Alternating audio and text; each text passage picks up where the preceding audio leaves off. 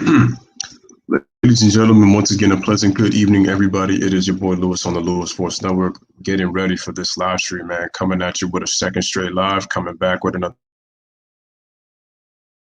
video. We took it from the first video talking about Jordan and the 5 reasons why we thought, at least as it was perceived, that he can make the major league level.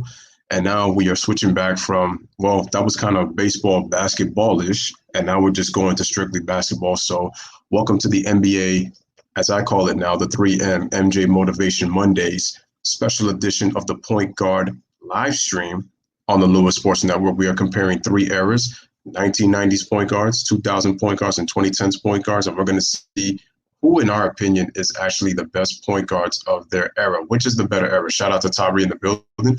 And I can't wait for this, man. So smash the like button, hit the subscribe button. Make sure you guys are sharing this on your social media feeds, Instagram, Twitter, Facebook, and make sure to share it on Reddit.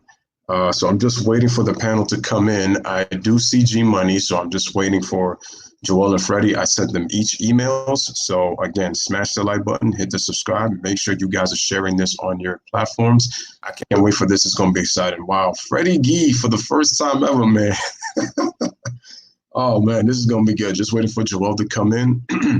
I hope G Money, I hope you and Freddie, well, Freddie told me he already got his notebook already, so we're going to see what happens. But make sure that you come prepared, bring your A game, man, because this is going to be an interesting one. So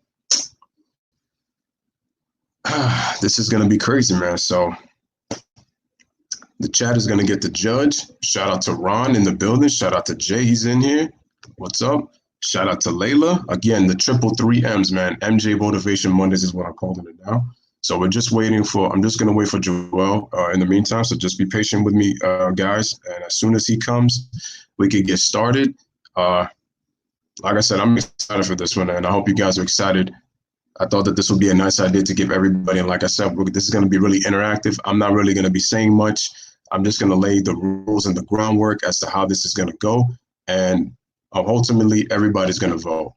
So on which era of point guards is truly the better ones. And like I said, I know we can either be objective or we could be completely biased. I mean, but this is all subjective and opinion based at the end of the day, because everybody's going to pick their favorites. But I cannot wait for this one, man. So we have 5 people watching currently right now. We have 9 likes already. Hopefully we could get more views. Anybody who's new. So we can't do combo guards as well.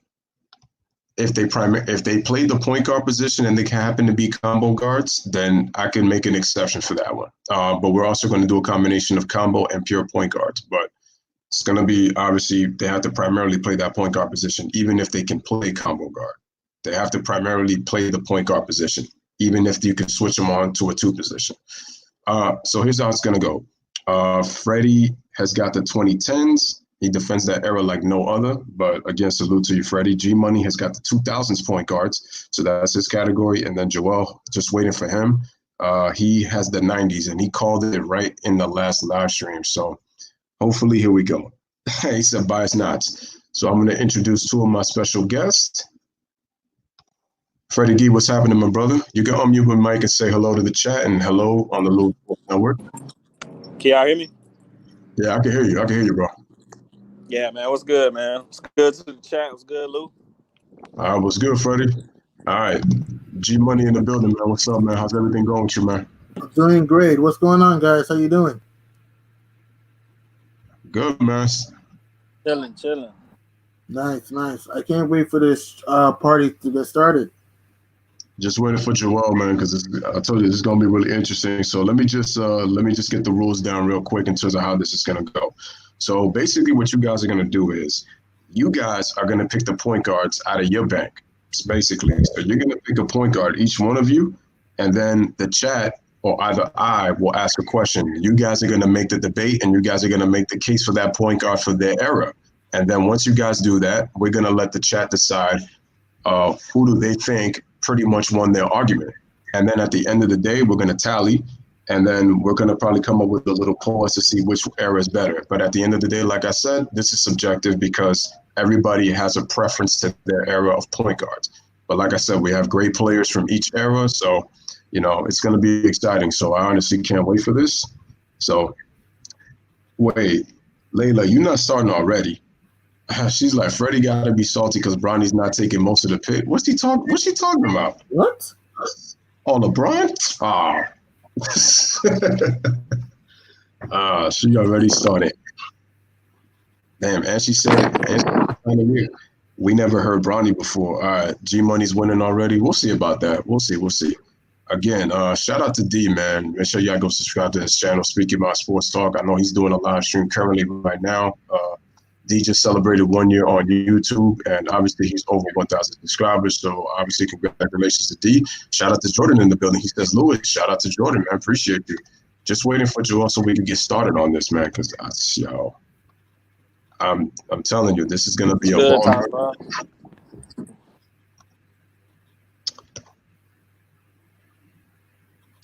Oh man, so let's just wait for Joel. Hopefully he gets in here soon. I sent him the email like about 20 minutes ago. Mm-hmm. Hey, yo, Lou, I'm just picking up my son from daycare.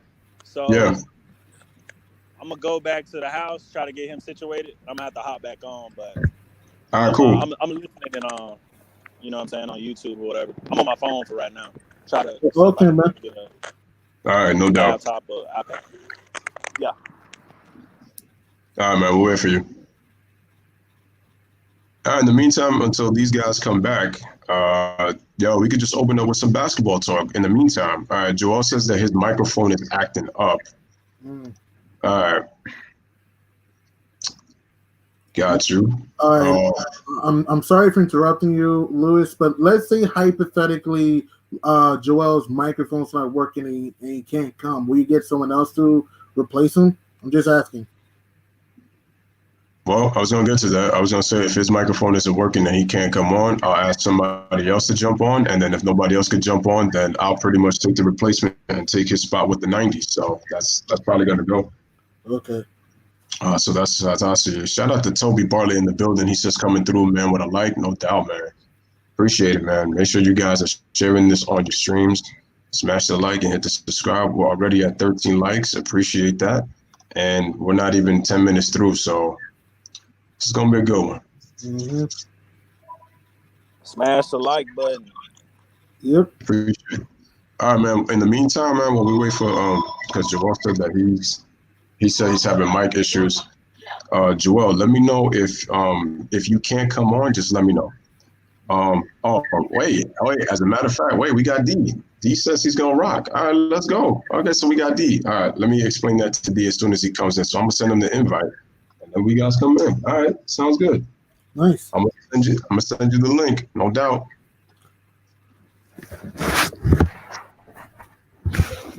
Toby, that many emojis and YouTube may hide your comments, man. I unhid yours. Let me get D Jeff in here. This is gonna be interesting. Sweet. I haven't talked to D Jeff since the Kobe Duncan video. Damn, how long ago was that? I think it was the day when The Last Dance first came out. I think so. I gotta check that. All right, look like D stopped his live intentionally because he already had dudes already in the. I'm surprised he stopped it so soon, but all right, but it's cool. If Joel can't get it, if he can't get that address, then we'll just I'll have D come on in the meantime. Mm-hmm. So just waiting for D to pop through, and then I'll explain pretty much to D what's going on. That way he's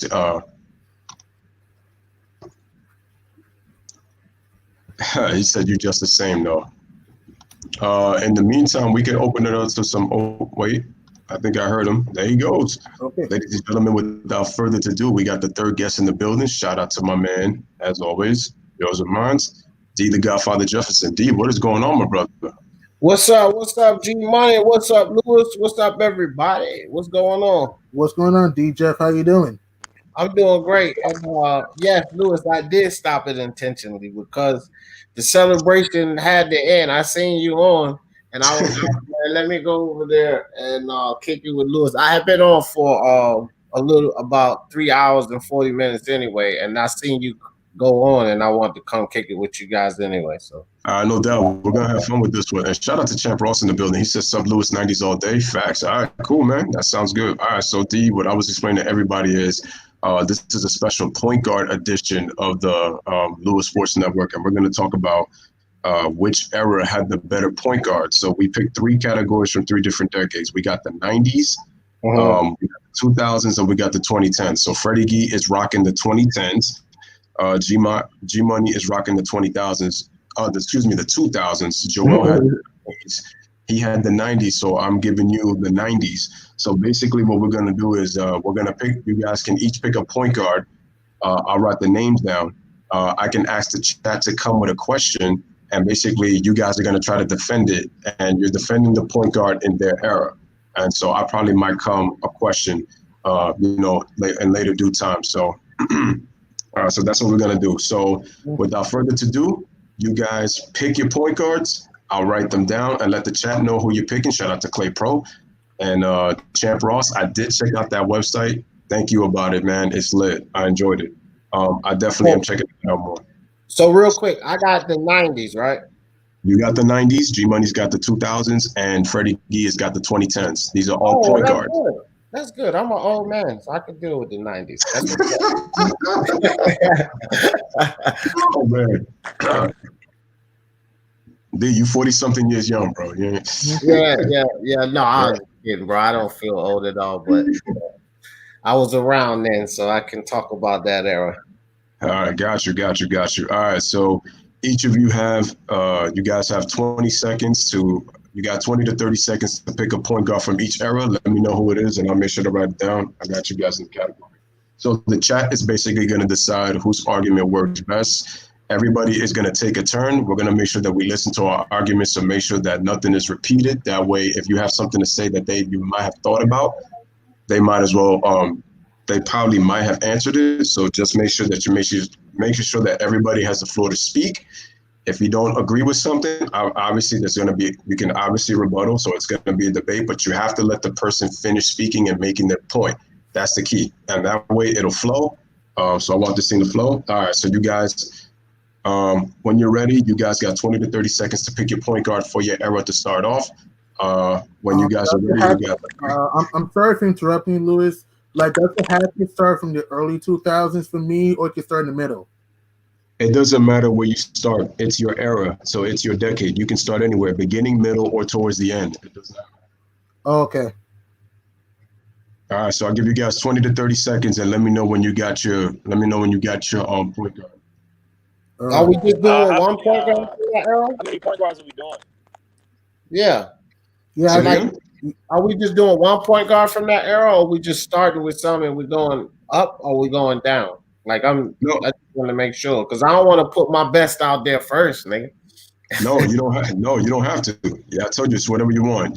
I said you can start in the beginning, you can start in the middle, or you can start in the end. We're just gonna go through point guards. So okay, all right then. Yeah. Well, I'll start off then. I got mine. All right, cool. All right, so I got my, I guess 5 or 6 maybe. So I have, I go first. I got Curry, then I got Russ. Hold on, start with one.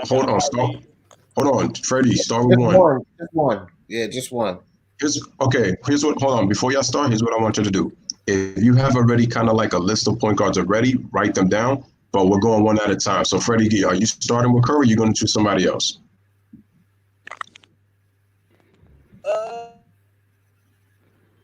I guess I'll go Curry. Curry first. All right, so you're going with Curry? All right. Who you got, D? Yeah. I got Rod motherfucking Strickland. Ooh, all right, man. All right. Yeah. Nice one. All right, G Money, who is your point guard to start for the 2000s? CP3.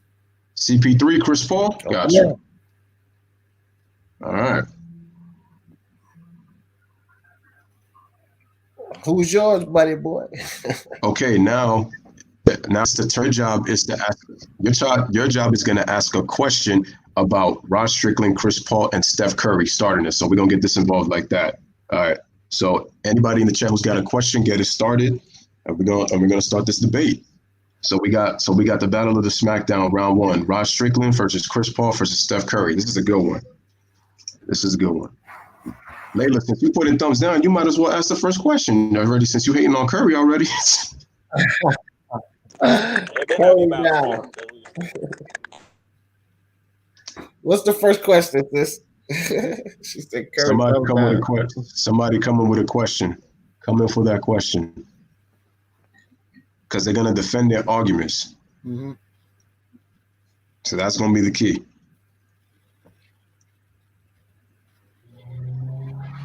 Let me see who is ready. If nobody can come up with one, then I'll start with the first question.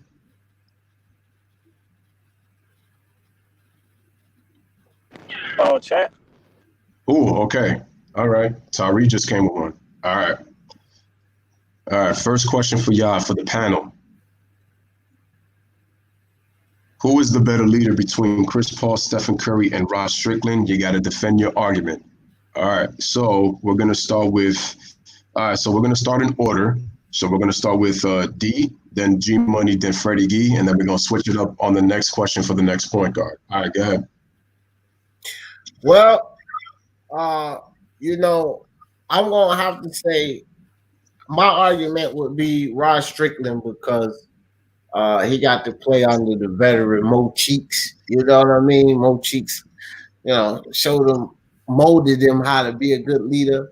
And, he also played with just surrounding cast that looked up to him to be a leader. Sometimes when you be a leader, you got to have the support of your cast, It's tough to be a leader if the guys won't follow you, and they follow Rod. So, that's really my only argument for Rod Strickland, that he was under the tutelage of Mo Cheeks, and his surrounding cast looked up to him for that leadership. So, that's what I say about that for Rod Strickland. He said D in the hole on this one, Chad Ross. Yeah. All right, G Money. G Money. Step up with your case for Chris Paul. Go ahead. For me, I say CP3 because he makes guys better around him.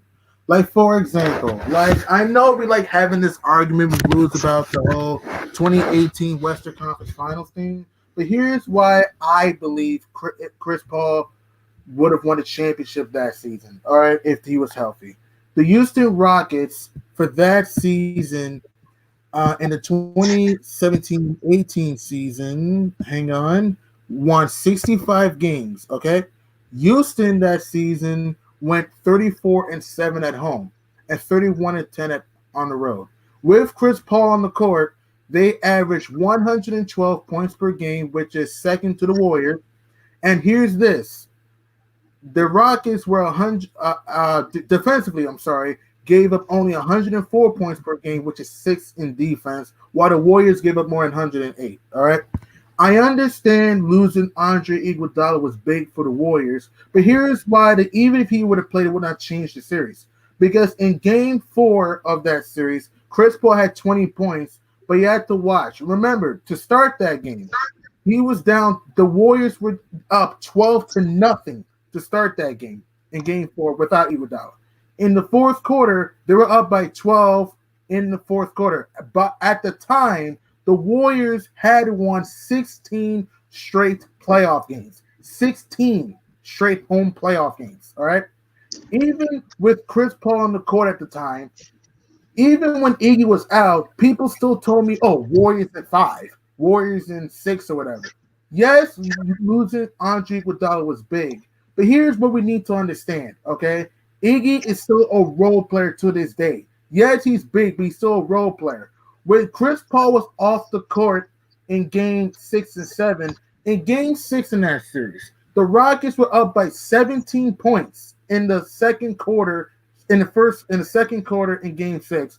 They lost the game by 29 points to the Warriors without Iguodala. That shows to me that even if Iggy had played in that series, they were not going to beat the Warriors because Chris Paul would have controlled the tempo. He was going to move the ball. The Rockets were a great defensive team. He got them spaced out. They were going to penetrate to the rim, all right?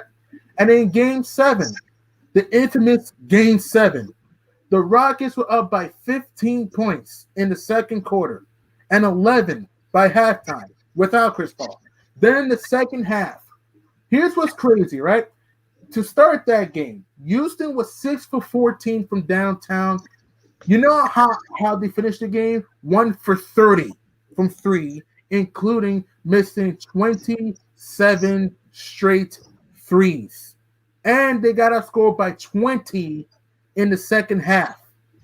Even if Iguodala wasn't there, that game showed to me that he wasn't as important as Chris Paul, because even without Andre Iguodala, the Rockets still missed 27 straight threes, and you Golden State showing that they still had defensive players even without Iggy. You still had Clay, you still had Draymond, who guard players, you still had KD, you still had David West, who's a former All-Star with Chris Paul, by the way. You still had Livingston, who is a good bench player. You still had, I know Swaggy P's not a great player, but he was not a bum, or he was not a bum. You still had more talent anyway, even without Andre Iguodala. Without Chris Paul, you saw how their ball moving was so stagnant. You saw the Rockets just were out of whack offensively. James Harden was doing too much in that series. I remember in Game 5, he was 5 for 21 in that game, and 0 of 11 from 3. And even without Andre Iguodala, Chris Paul started off 0 for 8, but he finished 6 of 19. So that means he was 6 of 11 in the for the rest of the game. All right, combined in that game, Chris Paul and James Harden were 11 for 40 from the field. 11 for 40. We cannot keep using the Warriors and 5 garbage without Andre Iguodala, because even without Andre Iguodala, if you use your common sense here, if you play a series, okay, with the Warriors without Iggy and the Rockets without Chris Paul, common sense will tell you Warriors in 5, because the Warriors still have a Finals MVP and Kevin Durant and a regular season MVP. You still have Steph Curry, who's a unanimous MVP and a 2-time MVP. You still got Draymond Green, who's a Defensive Player of the Year candidate. One Defensive Player of the Year, excuse me. You still have Steph Curry, Klay Thompson. Look, Klay Thompson is not a superstar. He's not. But Klay Thompson is the 3rd best shooting guard in the NBA, in my opinion. And this is the same dude who scored 60 points with no dribbles against Indiana and hit 11 threes against OKC in Game 6. Without Chris Paul, you saw the Rockets not moving the ball. Without Chris Paul, their defense starting to slip up a little bit, okay? I understand Iggy was a big piece for the Okay, Warriors. hold on. G-Money. Hold on. Don't mean to interrupt, but the thing is, you're turning this into Rockets versus Warriors type of thing, and I get you're trying to make Chris Paul's impact. But see, the way D was saying it, I need you to try to keep it a little more dense. I'm talking about remember. Okay, so I'm gonna stop there. And Freddie D, it is your turn. Your case for defending Steph Curry as to why he is a better leader. Go ahead, the floor is yours. Okay, so I think Steph Curry is the best leader of the 3 because he led his squad to 3 championships, 1 as the main man, and sometimes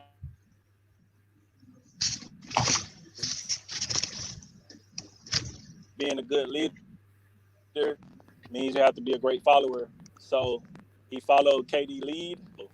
Like what most people point out, nobody thought they would be like that great. So I think that's it. Hands down, I think that's it. All right, so you got Curry because he led his team to 3 championships. G-Money kind of turned it into a series. I understand, but it's like you're gonna have to keep it a little bit shorter because I know you're trying to make that whole point with the Rockets, the Warriors, and D. All right, everybody in the chat, who in your opinion is the best leader between these 3? Ross Strickland, Chris Paul, or Steph Curry? Let me know in the comment section. Yeah, I apologize for that. My fault. I meant to say that Chris Paul makes teams better. My fault.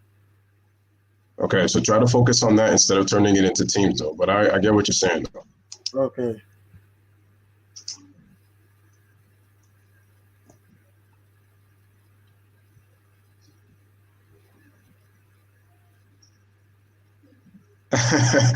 Duality said you got to say more than that. Y'all really gonna have to defend y'all cases, man. Really gonna have to make some cases. All right, so CP3. Tari's got CP3. Duality says it's a tie, Steph and CP3.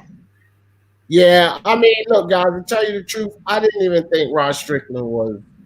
I was on mute. I didn't think Rod Strickland was the best, so I was kind of stuck, like Chad Ross said there. But Lewis, if you do this, Yeah, we already know that. if you do this, if you give us the topic first and then let us pick one of our guys, I think that would be better because had you said that, like who was the best leader, I wouldn't have stuck Rod Strickland in there against fucking CP3 and Steph Curry. I would have stuck John Stockton in there, and then I could have battled these guys. So if we Okay, cool. All right, so I'm gonna switch. we have to do that now. Like just on the next topic, like give us the topic first, because I got my top 5 guys that I think I could put in there and have a good debate depending on what topic. But I threw Strickland in there, and then we talk about leadership. Like I was like, oh damn, I'm fucked. Okay, got you. No. All right, I got the next one. All right, so make sure you're listening to the topic. Okay, next topic is going to be IQ. Put your point guards in there. I have mine. Okay, see now we're talking. That's what I'm talking about. IQ. All right, so I ain't going first this time, but I got my guy though. Does everybody have their guy? Yeah, let's let G Money go first. All right, G Money, who you got? Time him. I got J Kidd. J Kidd for IQ. Freddie G, who you got? Hold on, I'm trying to get my son situated. Yeah. Well, I'm definitely going John Stockton. I'm glad you switched to IQ, but I got Johnny Boy, John Stockton, baby. Okay, all right. We started with D. Okay, let me wait till Freddie D comes back, gets his son situated. He said, now we're hearing excuses. All right, so this is basketball. This one was leadership. This one's going to be IQ. All right, leadership, IQ. Damn, I had 2 of them I could put in there, but I used John Stockton. Can't go wrong with Johnny Boy. John Stockton was underrated, and the Utah Jazz were one of the most underappreciated teams in the 90s. Yeah, for sure. That's facts. That's facts. Then we want to wait till Freddie gets here so that he gets. Jay Smart, because that's what I just said. I had 2 of them I could put in there. And that was the other one, Jay. Jason Kidd. That motherfucker was hard shit too. Because even though Jason Kidd started in the 90s, his prime was in the 2000s, though. That's true. And I think at that time, Gary Payton was probably a little smarter than Jason Kidd. The glove was smarter than Kidd, in my opinion. Okay. But mine is John Stockton for this. We could wait on Freddie G, but go ahead, G Money. You go ahead and start this one. I started the last. All right, thank you. Here's why I think. Sorry, don't mean to interrupt. Make sure that you stick to the argument, though. So this one is about why does he have a basketball IQ? So, all right, just rock. Okay, reason why I think J Kidd had the best high IQ because he knows he finds guys in the open court. He makes guys better around him. He's a very great passer. I know he was never a great shooter to start with, but his shooting started to improve his game. He's consistent when it comes to mid-range shots, and he's a very dynamic passer. Like for 2 seasons, J Kidd averaged 11 assists in the 1999 and 2000 year with the Phoenix Suns, and then also for the New Jersey Nets. Okay. People need to remember this. New Jersey in the 2001 season won 26 games and were one of the worst teams in the NBA. When Jay Kidd went to the team, New Jersey went to back-to-back finals in 2002 and 2003. Jay Kidd in the 2002 season, and in my opinion, he should have won MVP over Tim Duncan. Jay Kidd in the 2002 season averaged 15 points and 10 assists. And in the 2003 year, averaged 19 points and 9 assists. So I'm just saying that main reason why I believe J Kidd has the most high IQ is because Jason Kidd can make players around him better. Like look at Kenyon Martin, for example. Kenyon Martin didn't just start off red hot right away. He was a second-year player in 2002. All right, because New Jersey wasn't supposed to be in the playoffs that season, and they won 52 games that year, and they almost lost to the Pacers in the first round. But that duel between J. Kidd and Reggie Miller in Game 5 was just fantastic. That people need to watch that game. That was awesome. And then J. Kidd and the Nets overcame their troubles in the 0-2 conference final after they blew that 26-point lead in the third quarter. Sorry, 26 points to the Boston Celtics in Game 3 in that series, and won the last 3 games to win in 6. And then even in the NBA Finals, I know the Nets got swept in 2002. G-Money. Once again, you're turning the argument once again into basketball. I'm trying to tell you, stick to the topic. Why does he have a high IQ? You said he makes players better. What else does he do? He's great in the open court. He's a really good 3-point shooter. He knows when to take the right shots, and also he's not very selfish. He makes guys, he gets guys going, like guys like Richard Jefferson and Kenyon Martin and Vince Carter. He made them a little bit better and made them a little bit more confident. Because remember, like I said, when Jason Kidd was not in New Jersey, the Nets weren't a great team. But when you had a guy who was a leader on the court, you made other guys feel more comfortable. And that is why I think Jason Kidd has a very he has very high IQ, and he also has. And you ever heard the old saying goes, he has eyes on the back of his head, and he was a very underrated passer, very underrated. He was very flashy at times. So I just think that Jason Kidd knew how to get his teammates involved, knew when to take over the game, and knew how to find his teammates at the right spots of the court. So that is why I think J. Kidd has the highest IQ. All right. So what I'm gonna do for the next round, and because I'm gonna give everybody an opportunity so that they, they got their long piece. Since G-Money, you went a bit. I'm gonna limit this now to 3 minutes, so that way you got 3 minutes, and then I'll let you know when it's time. That way everybody gets an opportunity, and we can flow a little bit faster. So, okay. All right, D, the floor is yours for. Who did you pick? Oh, you said you John Stockton. All right, make your case, man. Got Johnny Stockton. Okay, so first and foremost, John Stockton was one of the NBA's career leaders in assists, and he held the record for a long time, but he's still up there in the top 5. And one thing about dishing that ball out and not turning it over, that's all IQ. You got to know the right time to give that ball up. You got to know where to put it.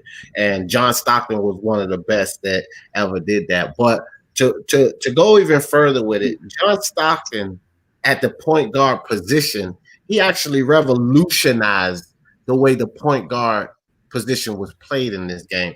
The reason guys like Steph Curry and Jason Kidd and these guys play that position the way they do with the more of an offensive nature is because of a guy called John Stockton. He opened the door for that type of play.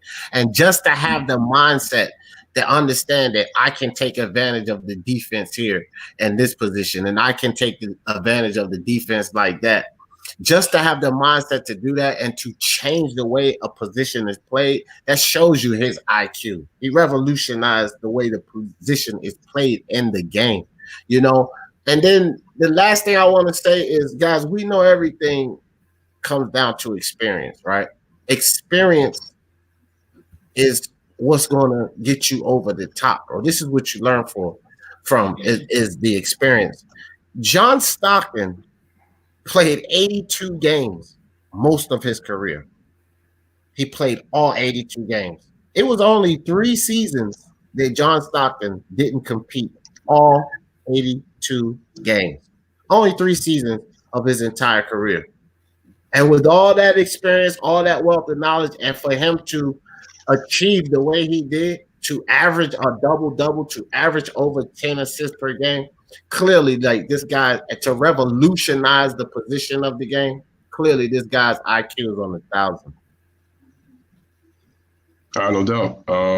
Freddie, you there, or is he still? Let me see if he's still. You there? Freddie's still changing them diapers. He ain't want none of this with me and G-Money. Man, it's easy work, man. G Money. I'm sorry, Freddie.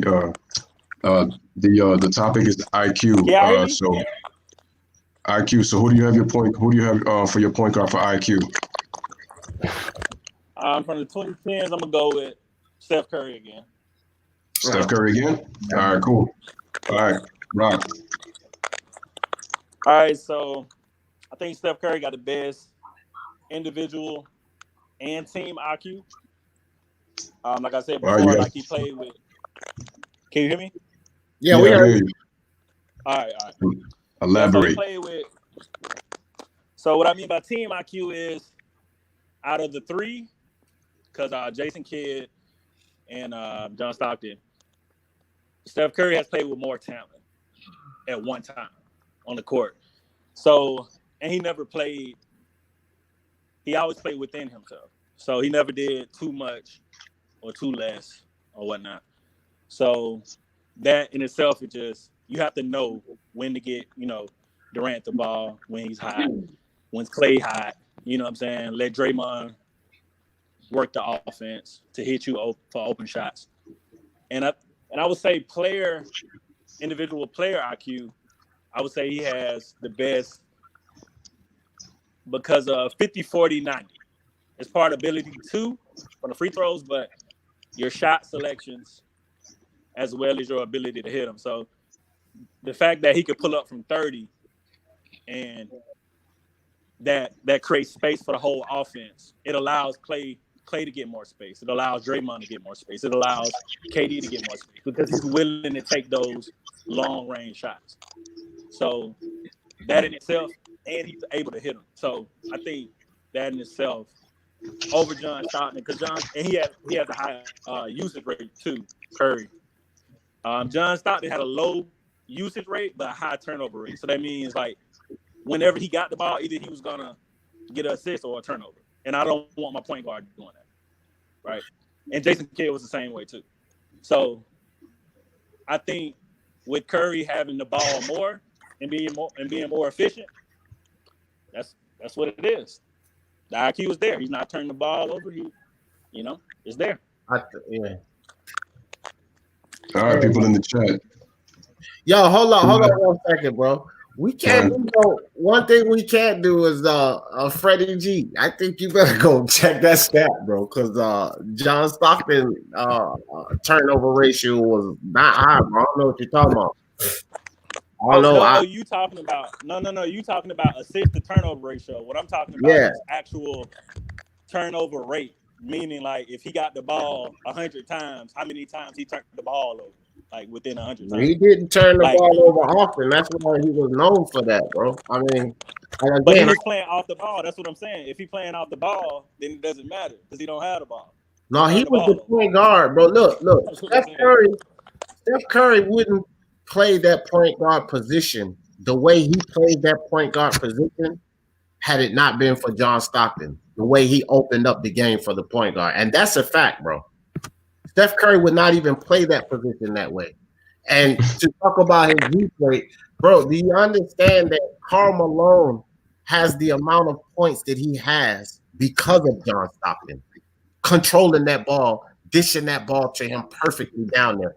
There wouldn't be a Karl Malone on that point scoring record had it not been for John Stockton.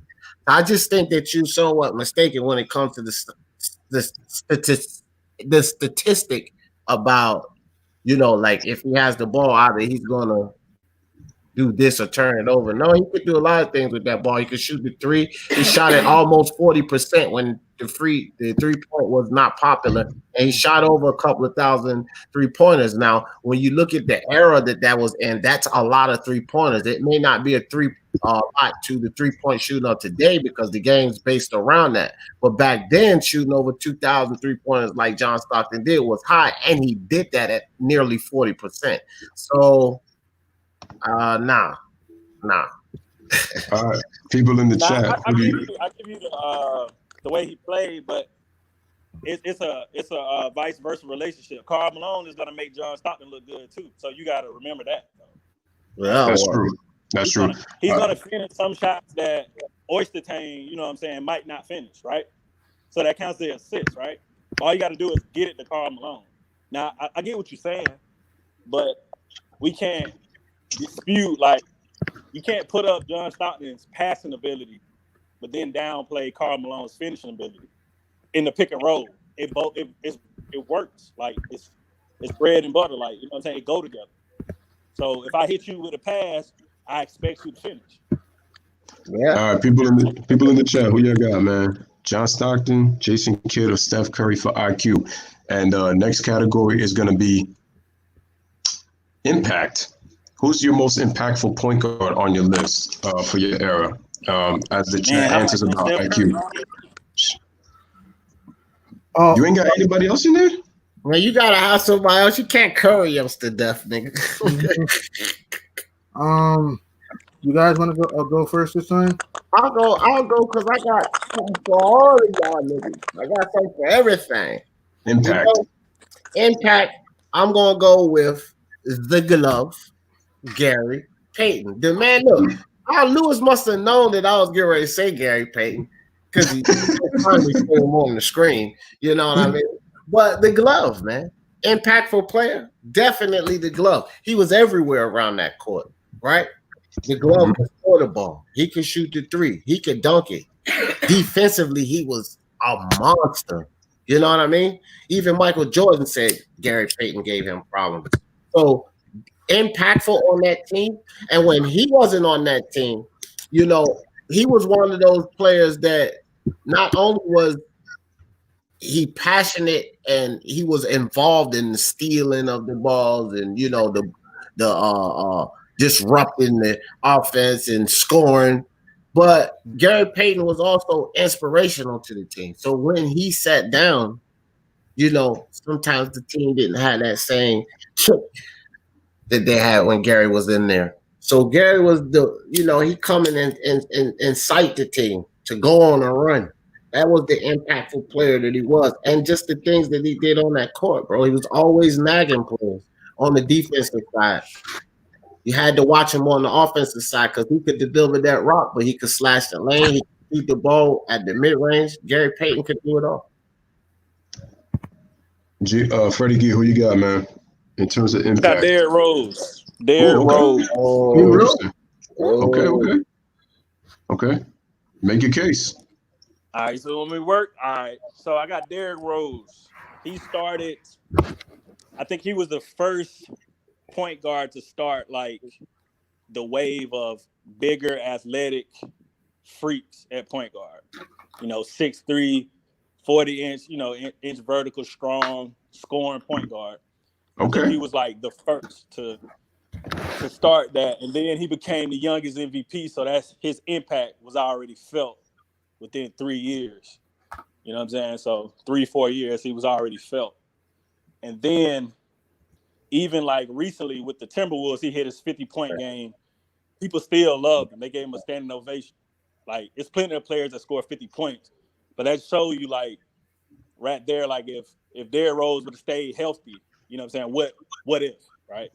So, like, what could his total impact would have been? Like, would he have, stopped LeBron from winning championships or beat the Indiana Pacers and stuff like that? Would he have won, 3-4 championships himself? So I think impact-wise, that started then, you had John Wall come in, the Dennis Smith Jr.'s, the Reggie Jacksons, I think that started because Russ was a shooting guard at first, and Derrick Rose was strictly a point guard. So I think he was the first of his kind. Wow, look at that, man. So Freddie came in with the heat right there. He said Derrick Rose really impacted athletic point guards that would be truth and fold for the 2010s. That's a good case. And then D talks about Gary Payton making the impact on the defensive end in terms of his impact. And people also need to remember this, man. Gary Payton is the only point guard in NBA history to win Defensive Player of the Year award. I mean, when you look at the award, that's mostly won with mostly big men usually win that award, mostly centers. So that's big. It's true. It's very difficult, like Ron says right here, man. It's very difficult to find guards like that. You don't really see guards like that impacting both ends of the court. I mean, Gary could guard you 94 feet. You don't see that in today's guards, man. That's very impactful right there. Like I say, he can slash the lane. He could shoot the mid range. He could dunk. He was dangerous, and he could deliver that rock, bro. So when you got a point guard who could slash the lane, if there's no threat of him doing anything, then they're not going to collapse. But when you slash the lane and they know that you can score, they're going to collapse, which is going to allow you to be able to dish that ball out. And boom, there you go. All right, G Money, your turn, man. Who's your point guard? Impact. Steve Nash. Okay, all right. Oh, this was getting good. This one's good. I like this one. Steve Nash. Here's why I think Steve Nash was very impactful in his past. He was a great passer. He was also a very underrated three-point shooter. You know how people say Steph Curry is the greatest three-point shooter of all time? In Steve Nash's career, he shoots 49% from the field and 43% from downtown and 90% at the foul line, which is incredible. Steve Nash, in his career, he's averaged at least double-digit assists 8 times in his career. Steve Nash. And Steve Nash in 2005, people forget, the 2004 Suns won 29 games. All right? Then with G Money, remember not to try to link this so long. We got to keep it short. Why does Steve Nash impact the court? I know you're going to get into a length. Try to keep it short. Doing 3 minutes on this one. Main reason why I think Steve Nash impacted the court because he makes guys better. He passes the rock very well. His passes were so flashy. He could penetrate to the rim at will. His jumper was very fluent. You know, he made guys feel more comfortable. Guys like Boris Diaw, Amari Stoudemire, etc. There you go. Starting to get there. Main reason why that I think Steve Nash made the most impact is he helped teams become better and better. Because to start, before Steve Nash went to certain teams like the Suns and the Mavericks were kind of cellar dwellers. Okay, Steve Nash made them more contenders. You know, back in 05 with Phoenix and 03 with the Mavs and etc. Steve and don't forget too the 2013 Lakers. Many people thought with Steve Nash, Dwight Howard, and Kobe, they were supposed to. 30 seconds, G Money. Okay, so I'm saying Steve Nash is very impactful because he makes guys better. He's a very underrated passer, and his jumper is so fluent, and he's very good at hitting the foul line. All right. So before I ask the chat, who is the more impactful player between Steve Nash, Gary Payton, and Derrick Rose? Those are all great picks, by the way. With Steve Nash, the 7 seconds or less offense really was kind of the revolution in a sense to what the game is today. Steph Curry gets a lot of credit for his impact in terms of, how he changed the game in terms of the three-point shooting. But if you look at the Suns' style of offense in a time where the league was kind of still defensive oriented, and if you look at Steve Nash's numbers, he impacted the team right away because all they did was really only get 2 players to add to their team for the Phoenix Suns. We're talking about him and Q Rich. And they go from a 29-win team, and then they win 62 games the next year with an improved Amari Stoudemire. I mean, he made Amari Stoudemire better. So when it comes to impact, that offense helps. Steve Nash's ability, his court vision is crazy. He's finding guys in the right spots. And definitely with Steve Nash, I mean, Phoenix Suns were putting up a lot of historic numbers in those mid-2000s. So impactfully, and they made the game fun to watch when the game was really more of a defensive era. You have very few teams running up and down, and the Suns were one of those, up and down teams that were very, very fun to watch. All right, so to the chat, who, in your opinion, is the most impactful player, point guard, at the point guard position between Gary Payton, Steve Nash, and Derrick Rose? That's actually a very, very tough one, man, too. I can agree with that also, Sean Russ. It really did make Sean Marion's career. I agree. Sean Marion's best numbers were with Steve Nash. Yeah, one thing I did mention, and I just kind of saved it to the end, was Gary Payton's mental attack, because I think he had that over these guys where Gary Payton would get into guys' heads, and not just the other point guard, but the center, the power forward. The other players used to talk about that. Gary Payton had that talk game like Jordan. You know what I mean? That was one that he had another edge. That's just more impact for your team. So. All right. Okay. That's interesting. A lot of people in the chat are going with Steve Nash. They feel like he was the most impactful. I mean, you can make a case for any one of these guys. The only reason I wouldn't pick Derrick Rose was because, unfortunately, his prime years were taken away due to the knee injuries. But he's definitely one of the more impactful players, though, of his time, and he's the youngest MVP in NBA history. Nobody talks about that neither, but it just lets you know at the tread that he was going, and he was so athletic, as Freddie said. He was the first real athletic point guard that was really starting to really make a mark in the league, and then unfortunately his knee injuries took that away. I mean, Gary Payton, shout out to first name, last name, man. Appreciate you coming through. Make sure to subscribe to the channel. And Gary Payton, I mean, yo, in the era of defense, Gary Payton, there's no one like no other. He can disrupt, take away what your team is doing, control the point guards with his ability to defend, and you can switch him on to two guards. People forget that also. Gary Payton was actually a little more versatile than he gets credit for. Yeah. And then you have Nash. That's right. And like I said, just look at the defense he played on Michael Jordan in the '96 finals when George Karl finally switched on him, which I don't know why it took so long. But and then you obviously got Steve Nash. I mean, Steve Nash made the Phoenix Suns a lot of fun to watch. They gave us some memorable playoffs. Steve Nash's efficient shooting. This guy had a back-to-back 50, 40, 90 season in the mid-2000s as well with Phoenix. Yeah. And like G-Money said, he averaged 10 assists 8 times, which shows you he was really sharing that rock. So it looks like Steve Nash is actually going to win this one, even though, like I said, you can make a case for either one of these guys. Okay, this is going to be a fun category. Peyton got 2. And Peyton got 2. All right, so next category, who's got the best handles of their era? Ooh, I had a question for this. It's easy work. No, it ain't. Freddie said light work. Okay. Freddie G got this because I already know it's 2 guys that I think potentially has some of the best handles ever. So, but yeah, we can go ahead. I could go with my era. I know who I'm going to pick, but yeah.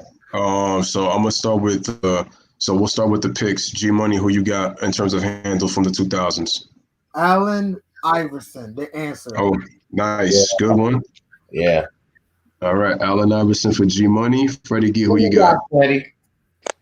I got Uncle Drew, man. I knew it. Kyrie I knew he was gonna pick Kyrie Irving. I knew it, bro. D, who you got?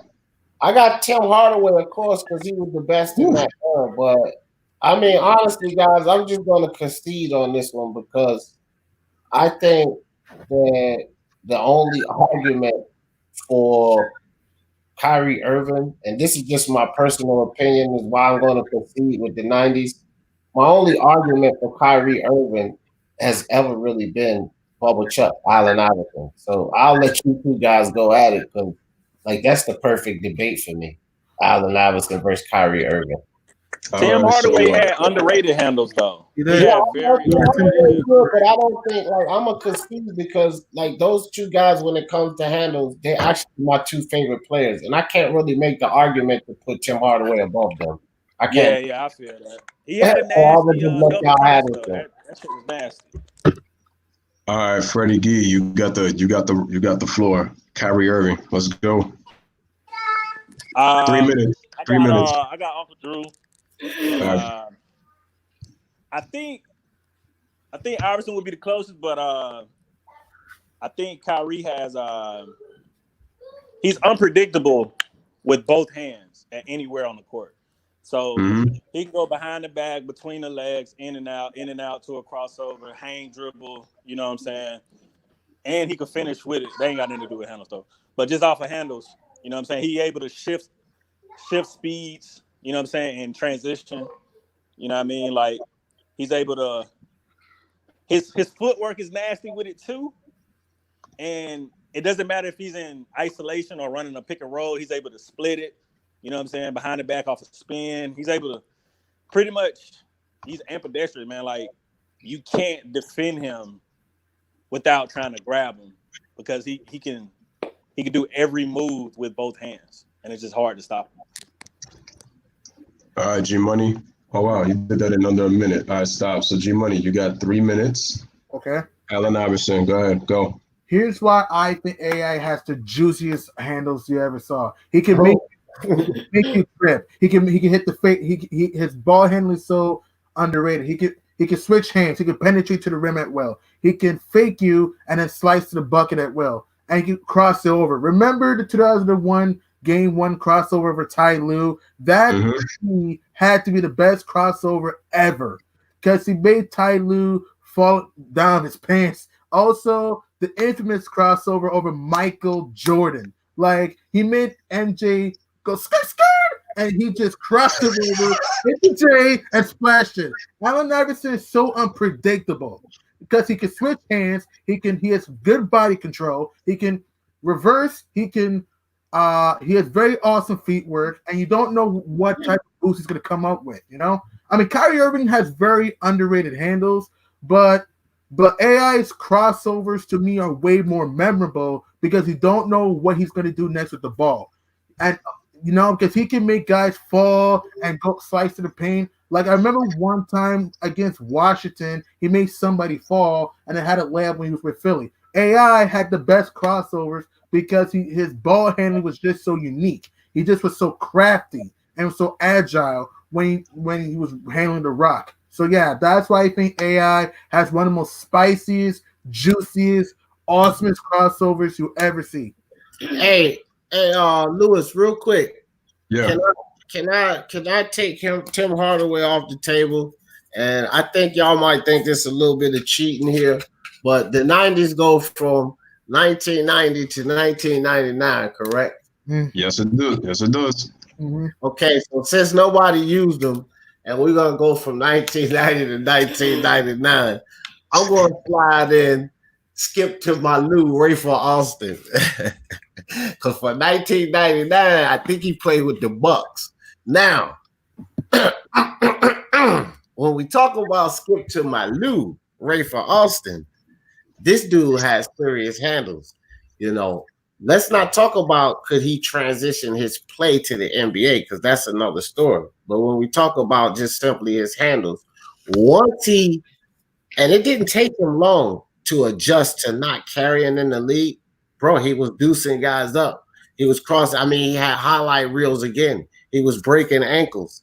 So let's think about Skip to my Lou when we talk about these handles. I just had to have somebody to represent for the 90s, you know? Gotcha. I'm surprised nobody even mentioned this cat. I'm surprised. But Stevie Franchise, he had one of the best handles in the 2000s. Francis had good handles, but I don't think he was on the level of AI and Rayford Austin. No, D. There's a mixtape on Steve Francis with his handles. Check it out. I'm telling you, bro. No, I think Francis had great handles. I mean, it was a lot of guys who had good handles now. Francis was definitely one of them, but I think Francis was more on the level of Tim Hardaway, because like, let's not sleep on Tim Hardaway. That motherfucker was a beast. I just don't think. I'm telling you guys, I think Kyrie Irving and Allen Iverson was amazing. Allen Iverson had probably hands down the sweetest crossover ever in the NBA history. He had the double crossover. He was like nasty with it. But Allen also had hand control, ball movement, where he was like right at the brink of carrying, which he wouldn't do it. You know what I mean? He could put it through his legs and such, like Kyrie too. I just think Kyrie had more moves, like Freddie was breaking down. So, you know, I just hold Allen Iverson and Kyrie Irving and Rayford Austin actually too at high regards. That's why I kind of cheated and threw Rayford Austin in there. He's actually 2000s because he only played like for the Bucks a few games or some shit. But you know, those guys are on another level when it comes to handle. And Rayford Austin just had it naturally from the street balling, and all he had to do was transition, not to carry. And he was breaking guys down. Like he was making guys look really silly. That's why he was able to start scoring, because he still had those handles, bro. Those guys were special when it comes to handling the ball. You know what I mean? Yeah, facts. All right. So before I go into the next category, everybody in the chat, let me see who you got for better handles. Allen, I think that's going to be a runaway with Kyrie Irving. So that's going to go Kyrie Irving for that one. So He'll get Damn, that about one. time I got one. Jason Williams, don't forget White Chocolate. His handles were. Oh yeah, yep.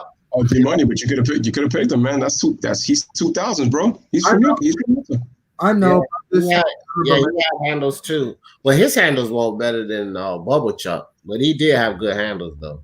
Mm-hmm. All right. Let me see. So we got leadership, IQ, we got impact, and we got handles. All right. Let's see. Next category. Oh. What could be a good category for this one? What? Right. Well, I got one. If you can't think of one, and it's not just an argument; it's just we ain't hit it yet. Right. Slashing the point guards that can slash the lane. I was gonna say inside scoring. Yeah. All right. Best point guard at finishing around the basket, inside score from each era. Go ahead. I would probably, from inside scoring, I would probably choose. This is tough. I would probably say Steve Nash. I'll say Steve Nash again. Steve Nash again. Who you got, Freddie? I want to see who Freddie got. All right, so we ain't gonna go off of efficiency. I'm just going for the flash and the boom. I got Russ, man. All right, cool. I got Russell Westbrook. Who you got, D? Wait a minute. Freddie got what year? 2010. Fucking Russell Westbrook. That's my dude, dog. He be fucking going to the rack. I got Kevin Johnson, bro. Oh, that's a good one. Westbrook a little go. I got Kevin Johnson. We're gonna talk about this, Freddie G. I like that one. I like that one. Damn, Russell. Damn.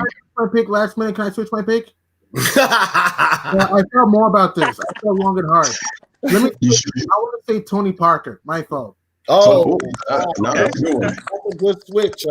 That's a good switch. Good switch. Okay, so here's gonna go. G Money, you're gonna start off with Russ. D Jeff, you got Kevin Johnson, and then round it off with G Money. All right, Freddie G, 3 minutes on the clock. Ready, set, go. Ooh, so Russ, he's the best.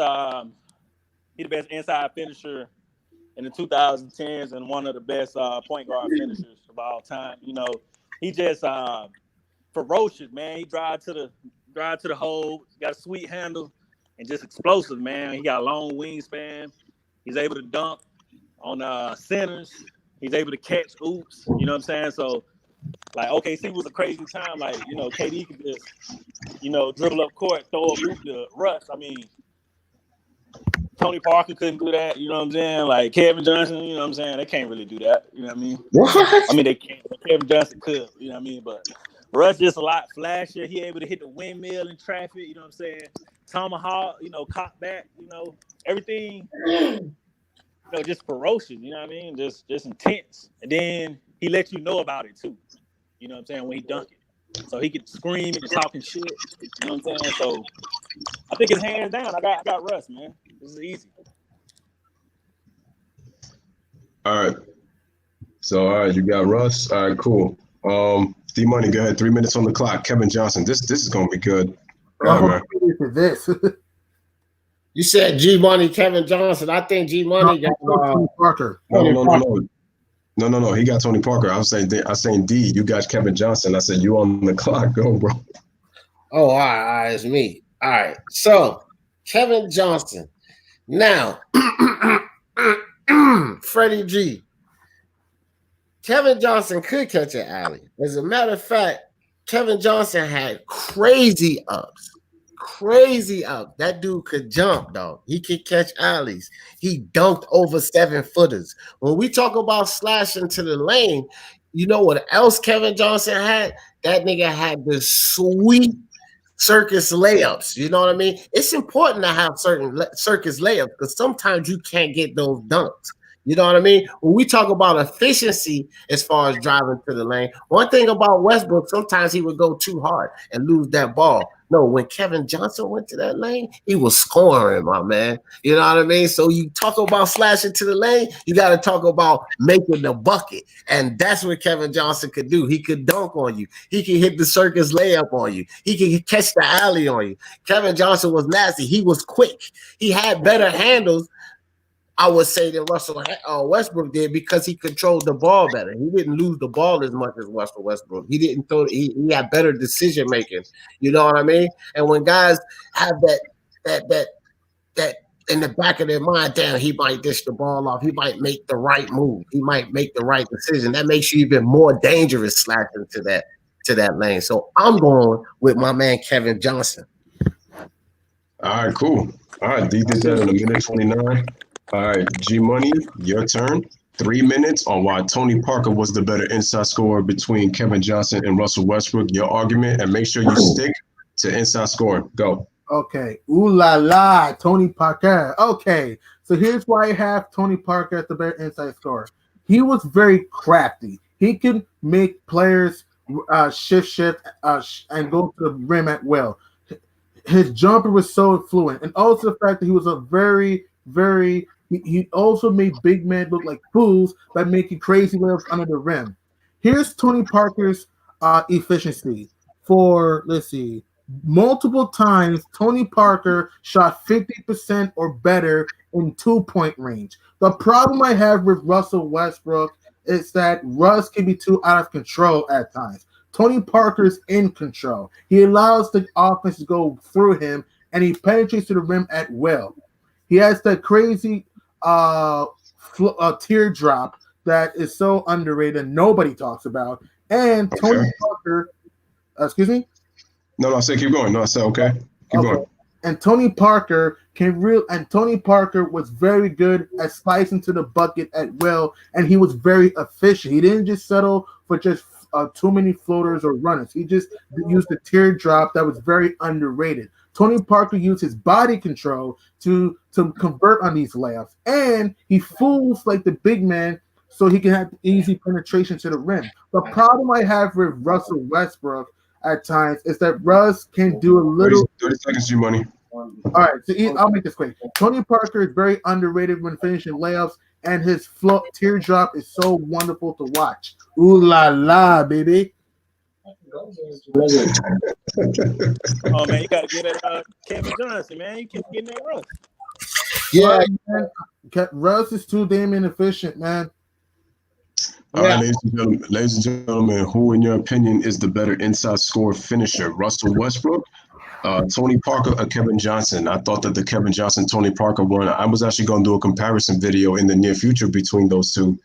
Kevin Johnson's been getting disrespected out here in these NBA streets, and I'm like, what kind of dude Kevin Johnson was. I mean, he had injuries, but in his prime, that dude was a killer, man. And I like the Tony Parker lay down. That was pretty good, G Money. But one thing Kevin Johnson had over Tony Parker is he'll boof that thing on you, dunk that ball. So yeah, I mean, with Kevin Johnson, Kevin Johnson had the athletic hops. Kevin Johnson would always get you with that in and out hezzy, because he was very good with the in and out hezzy too. Tony Parker was good with Tony Parker was efficient. People forget this also. Tony Parker was very good in the low post when we talk about inside scoring too, and he had incredible footwork. I mean, he, like G Money said, he can make guys miss in the paint. Whether this was big guys when he would drive. And somebody said it in the chat, he would dribble around circles around the rim, just to be able to lay it up or even dump off a pass. Tony's very underrated in that. Kevin Johnson is a monster, though, and he deserves his respect.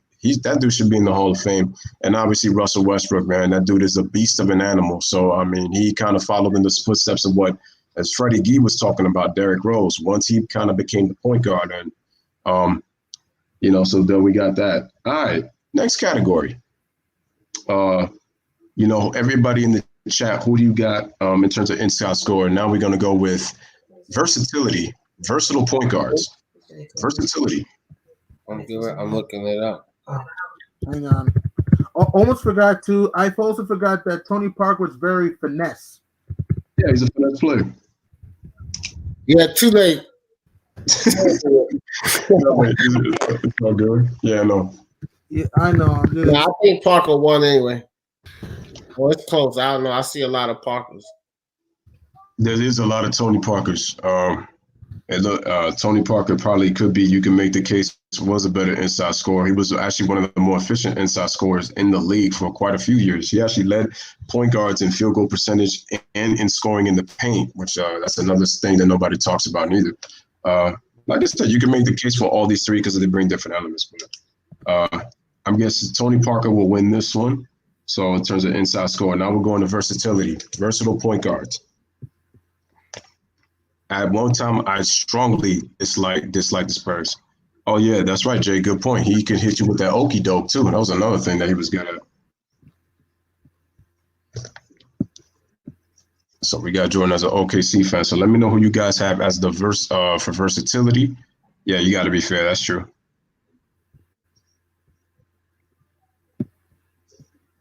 Ooh, I have one for this one. Ooh, I can't wait for this. All right. I got the next category after versatility too. So that one is going to be mid-range for point guards. Point guards that were good at the mid-range, but we'll leave that one after versatility. So when you're ready, just let me know when you have your versatile point guard. Okay, man, I'll be back. Hang on. All right. Tyree, it's funny that he hasn't even mentioned those two players, though. It's funny he hasn't mentioned those two players, and you can make the case that those guys are definitely versatile for sure.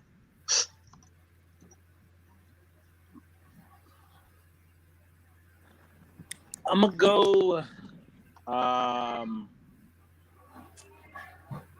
Damian Lillard. Okay, for versatility? All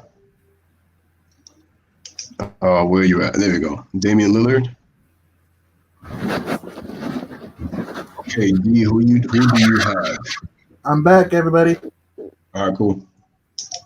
Yeah, I dipped out too for a second. I had gotten a phone call, but what was the question for the point guard? Versatility. Oh, versatility. Oh, okay. I'll give you a second to get that one. G Money, who you got? Man, it's tough for me, but if I have to choose, I will say Rajon Rondo. Ooh, that's a good one. Yeah, so guys, y'all already know I won this, right? D making a term. Oh, wait. Actually, I mean, yeah, you could say that. I mean, his was a 22. All right, so G Money's gonna take Rondo. Okay. Who do you have? Yeah. Shout out to Johnson Daily Sports. Make sure y'all go subscribe to that man's channel, man. Johnson Daily Sports. You said versatility? Yeah, versatility.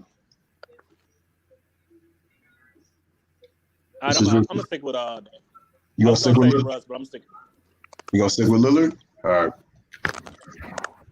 D, who you got? Yeah, so I'm killing them with John Stockton, bro. You going with John Stockton? Yeah. All right. So let me see. It's gonna go Freddie Gee, G Money, then D. So Freddie Gee, defend your position on why Damian Lillard is versatile guard. I got Dame because he can play off the ball with CJ McCollum. And he's able to play on the ball, pick and roll, isolation. You know what I'm saying? Cross you up, put you on the island. And he's able to switch it up. One game, he might be able to just go straight to the rack. If you can't stay in front of him, you don't have a big man to defend the paint. He can eat you up in the paint. And also, he has a Steph Curry range, so he can pull up from 30. And he has the mid-range game as well. He got a step back, side step, mid-range jump shot, pretty lethal. And he's able to dish the ball too. So he's able to play off of CJ McCollum, let CJ McCollum cook, and then whenever he's needed in the fourth quarter, late in the fourth, he's able to give you buckets. And that's it. That's all I got, man. All right, cool. All right. So G Money, versatility. Why is Rajon Rondo the most versatile point guard in your personal opinion? Go ahead, Cook. 3 minutes. Okay. Main reason why I have Rondo as my versatile point guard because he's very great when it comes to ball handling. Because he can fake guys off the dribble. His ball handling was so creative. He was very flashy with his handling the ball, and he put guys like Pierce and KG and etc. Into the right spots. Rondo was very good at limiting turnovers. All right, Rondo was very good at he used his high IQ to get guys involved. The problem, Damian Lillard is underrated, but Dame to me doesn't have the versatility like Rondo because Rondo relies more on finesse and skill, while Dame relies more on scoring.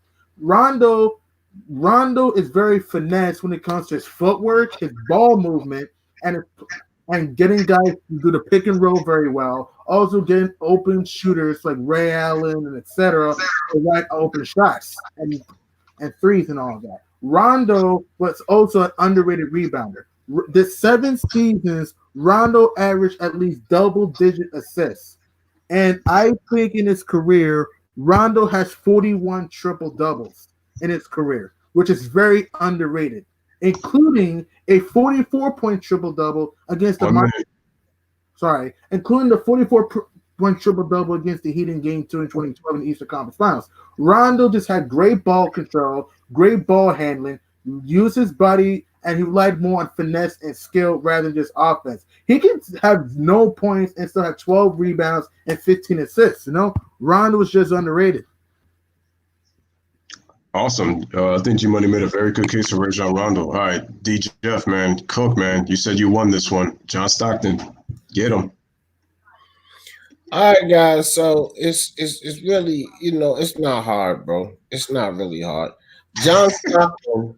No. Seriously, John Stockton is definitely the most versatile player when it comes to all of this. Listen, guys, when you talk about like turnovers per game, career turnovers, he has less than these guys. Like his whole career is done already. These guys already average more turnovers, so they're giving the ball up more than John Stockton. So he protects that ball better. When we talk about dishing that ball, come on, it's no question. Rondo got a good, he has some good seasons but career-wise, John Stockton throwing over 10 dimes a game. You know what I mean? John Stockton, like I said, excellent mid-range shooter. And you know what, guys? The way Steph Curry moves off the ball, the way you see these guys moving off the ball, guess where they get that from? They get that from John Stockton. So, yeah, he can play off the ball. He can play on the ball, because he could drop that ball at the drop of a hat. John Stockton could shoot the three-pointer. I talked about that before. He was almost at 40% shooting the three-pointer. He could definitely take it to the rack. Gary Payton, the glove, said that the hardest guy for him to defend when he played basketball was none other than John Stockton. John Stockton definitely was the most versatile player on that floor. Done. Hook, line, and sinker. All right. That was pretty interesting. All right. So, ladies and gentlemen in the chat, who do you guys have as the most versatile player? I think Rajon Rondo might win this one, but I mean, again, D made a case. So John Stockton, Rajon Rondo, or Damian Lillard. Let me know in the comment section. And guys, we're moving on to the next category: mid-range shooting. So we're talking mid-range. That means from the two-point shot. Ooh, I got my point guard. We're talking about point guards that were very efficient and great in the mid-range. Who do we have? It's crazy, G-Money, but there's actually a lot of 2,000 point guards that you have not even thought about. Tyree's been trying to give you clues in the chat. Dang, I can't even see the chat, though, which is crazy. I wonder how you can see the chat. All right.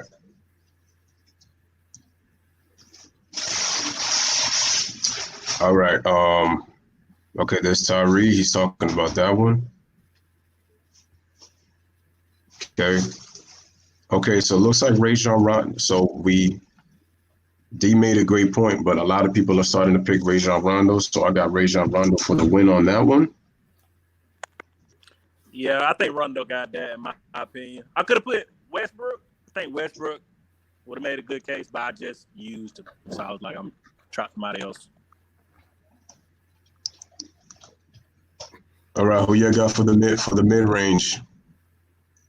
CP3. Okay, Chris Paul. Freddie G, who you got? Ooh, I'm gonna have to go. I'm gonna have to go with Kyrie, man. Kyrie in the mid range. Yeah, I'm gonna have to go with Kyrie. Right, man. D Jeff, who you got? 90s mid range.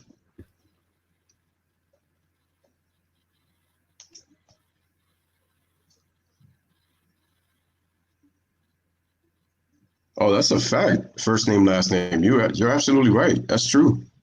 That's very true. That's a good point. D, you there? Oh, my bad. Look, I was on mute. Okay. I'm gonna just tell y'all two like this.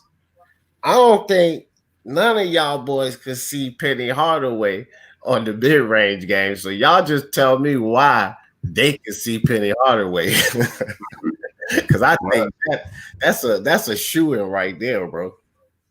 It's funny, man. You can actually put Penny Hardaway with IQ and versatility too when you think about it. But yeah. Penny Hardaway was terrible. Cool. All right. So let's see. Freddie G. Kyrie. Kyrie. Let me go. So I say Kyrie is the best mid-range shooter of this era at point guard. Simply because he copied his whole style off of Kobe. And he's one of the greatest mid-range shooters. You know, who copied off MJ, who probably is the greatest mid-range shooter. And as a point guard, Kyrie got a nasty fadeaway. You know, at 6'2", 6'3", got a nasty fadeaway with complements his handles. So his after he creates space, he's a lethal shooter. You know what I'm saying? And of course, he's deadly from three, so that shows he got range too. So mid range is just a baby shot to him. He's just knocking that down. You know what I'm saying? The shot when he broke Steph Curry off on the baseline, like it's, you know what I'm saying? Like he's able to do creative stuff in the mid range. He's able to snake off for a pick and roll and just fade away. You know what I'm saying? And I think he don't really do many spot up shots in the mid range. But I would just say off the dribble, he's probably the most lethal. I would say, just straight killer mode. Okay. Who's next? G Money. Go ahead, man. CP3. Then this is a no-brainer for this one.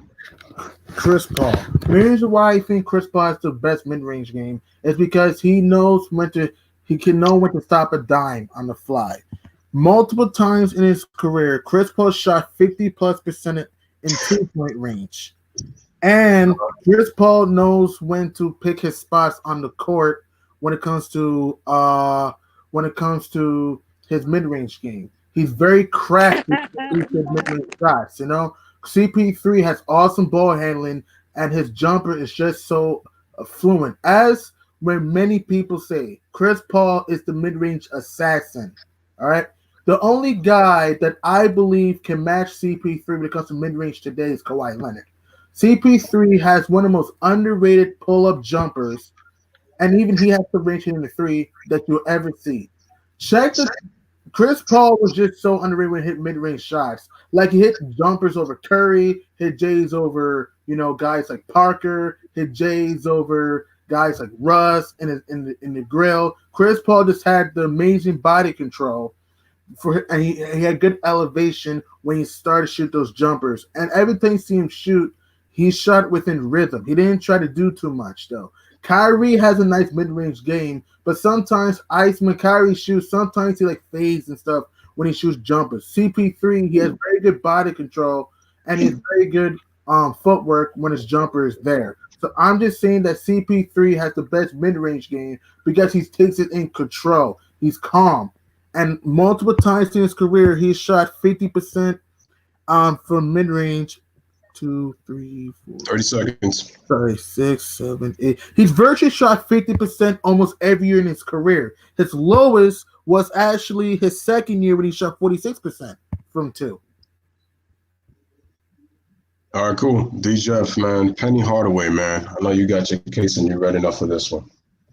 Well, I mean, you know, the case that both of these guys make for, you know, their perspective, guys. And I like what Freddie G said in this era. And yeah, that's cool because I think even Freddie G realized that Penny Hardaway, you know, was superior to these guys in the mid range.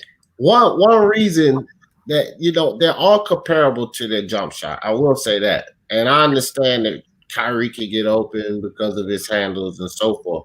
But Penny Hardaway had the ability to rise over top of these defenders, that's not what Chris Paul and Kyrie Irving really didn't have the ability to do that. So though they were all similar, you know, at getting their points in the mid range, I say that Penny Hardaway was definitely more effective because of his height, his athleticism, his jumping ability, and he could rise over the top of even these taller guys. He could get up there, stop, pop, and get over the top of these taller guys and drain those jump shots. So, I mean, his career percentages from field goal was like 45, and from 2-point was probably like 48, 49, something crazy like that. So Penny Hardaway was just a monster at that mid range. You know, I'm gonna go with Penny. All right, cool, man. So everybody made their points. Who was the better mid-range shooter between these three players? Kyrie Irving, Chris Paul, or Penny Hardaway? Let me know in the chat. And so I'm going to switch up the question a little bit now. I'm going to switch this up. So now what I'm going to do now is... And to Layla, yeah, I do give MJ his props. I just give him a hard ass time, like unlike the fanboys, you know what I mean? Well, I think more LeBron fanboys than MJ fanboys. That's what I think. To be honest with you, everybody's got the case of fanboyish when it comes to some dudes go to the extreme, and that's for every fan base. Some of the cases I'll be hearing to be ridiculous. The only reason I kind of get on LeBron a little bit more is just because of what's pretty much been happening throughout the social media. But trust me, Jordan's got his fanboys. Kobe Bryant's got his fanboys. Every player's got their fanboys. It's just the key thing is, man, if you're going to be a fan of somebody and there's no issue with that, you got to be objective, bro. That's the key. Penny running away with it, son. Penny Hardaway, baby. Let's go. Wow. Penny. Oh, man, we got Penny Hardaway winning this one. Okay. I see Penny spilling all over the chat. Somebody spilled their penny bank out. It's crazy. Chris Paul is... So what y'all saying is MJ and Kobe didn't teach Kyrie nothing. That's what y'all saying? I don't know what they taught Kyrie, but they damn sure didn't teach him to be a better mid-range shooter than Penny. I mean, to be honest with you, Penny was a matchup nightmare, man. I mean, he gave Scottie Pippen fits, and you're talking about a great defensive player in Scottie Pippen. I mean, Scottie couldn't guard him. That's how versatile Penny Hardaway was, man. Yeah, great poster player. Like his efficiency, like if it wasn't for his injuries, Penny would be in the Hall of Fame. That's how good he was. That's how great Penny Hardaway was. This dude made first team All NBA just his second year. Shout out to MP24, man. He says CP, and he's got CP3 as the mid range. Again, you gotta vote. You gotta vote there. Too late. Penny. So we got Penny Hardaway winning this one. Again, guys, smash the like. Make sure you're subscribing to the channel. Make sure you guys are sharing this on your social media platforms as well. So Twitter, Facebook, Instagram. Make sure to share it on Reddit as well. You guys are doing great. Sorry, but when you are a fan, that makes you a fan. Actually, not necessarily, Raduni. There's no problem with being a fan. But when you're like too biased, like it's like your player cannot do no wrong compared to everybody else, that's when you become a fanboy. So it's different. It's kind of technical, but Like, there's levels to it. Shout out to Meek Mills. All right, next category. If you were to start a championship team, which point guard would you have leading your franchise for the championship and why? Oh man, I'm gonna switch that up, so make it a little difficult.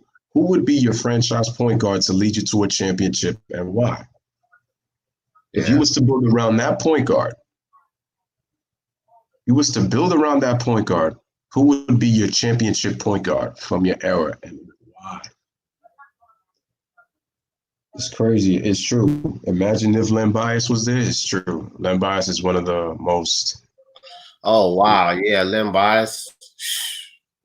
It's just, but the thing with Len Bias, and I hate to say it, I hate to sound crude or anything, is that with Len Bias, guys, it was really just potential. It wasn't really, we couldn't really measure what Len Bias would have really been because it's still a transition that you have to make from collegiate to the pros. So with Len Bias, we got to really say that it was just potential, what he could have potentially been. No, that's true. I agree with you. So let me know when you guys are ready to pick your point guards in terms of starting a championship team. Layla's going MJ. I'm like, we're not talking about shooting guards. We're talking about point guards. Yeah. If MJ was considered point guard, I would have won every fucking category. Hey, but what about this though? I didn't even ask you this because Magic played point guard. I could have put him in a lot of these competitions, bro. I mean, yeah, if I would have extended it to the 80s, Magic would be in a lot of these categories, to be honest. Well, he was 80s/90s, right? True. And then the 90s? True. If you want to put him in the 90s, you could. Yeah, I wouldn't do that, though. That's cheating. I just think I get you. That's some dirtball stuff. Because Magic, man, like, he was a point guard / power forward, but he could fit in and, like, he would definitely win some of these categories, but I won't do that. All right. So we're talking about championship point guard for this category. So championship point guard. So this will be French. If you were starting a franchise, building a team around you, of course you don't care. You're still going to take MJ. But you would say, but let's not forget, MJ did play point guard for 24 games. He actually started at point guard in his rookie season. You don't know that, and then also he predominantly plays shooting guard, and he is primarily scoring. Oh, man, I want to hear y'all go. Okay, so Freddie G's throwing the gauntlet. Well, G Money's not here yet. I guess he's out for the moment. So D, if you have it. What was the question? I mean, what was the topic for the point guard? Championship point guard. Who would you build your team around if you had a championship point guard from your era? Penny Hardaway. All right, so you got Penny. All right, cool. Freddie G, who you got? I got Steph. Steph Curry. Okay. Yeah. Yeah, can't wait to. All right, Steph Curry. He's going back to back with Penny. All right, so Freddie G. Why Steph Curry? I don't know who G Money got, so I'm gonna just assume he got somebody who didn't win a championship. D already got somebody who didn't win a championship.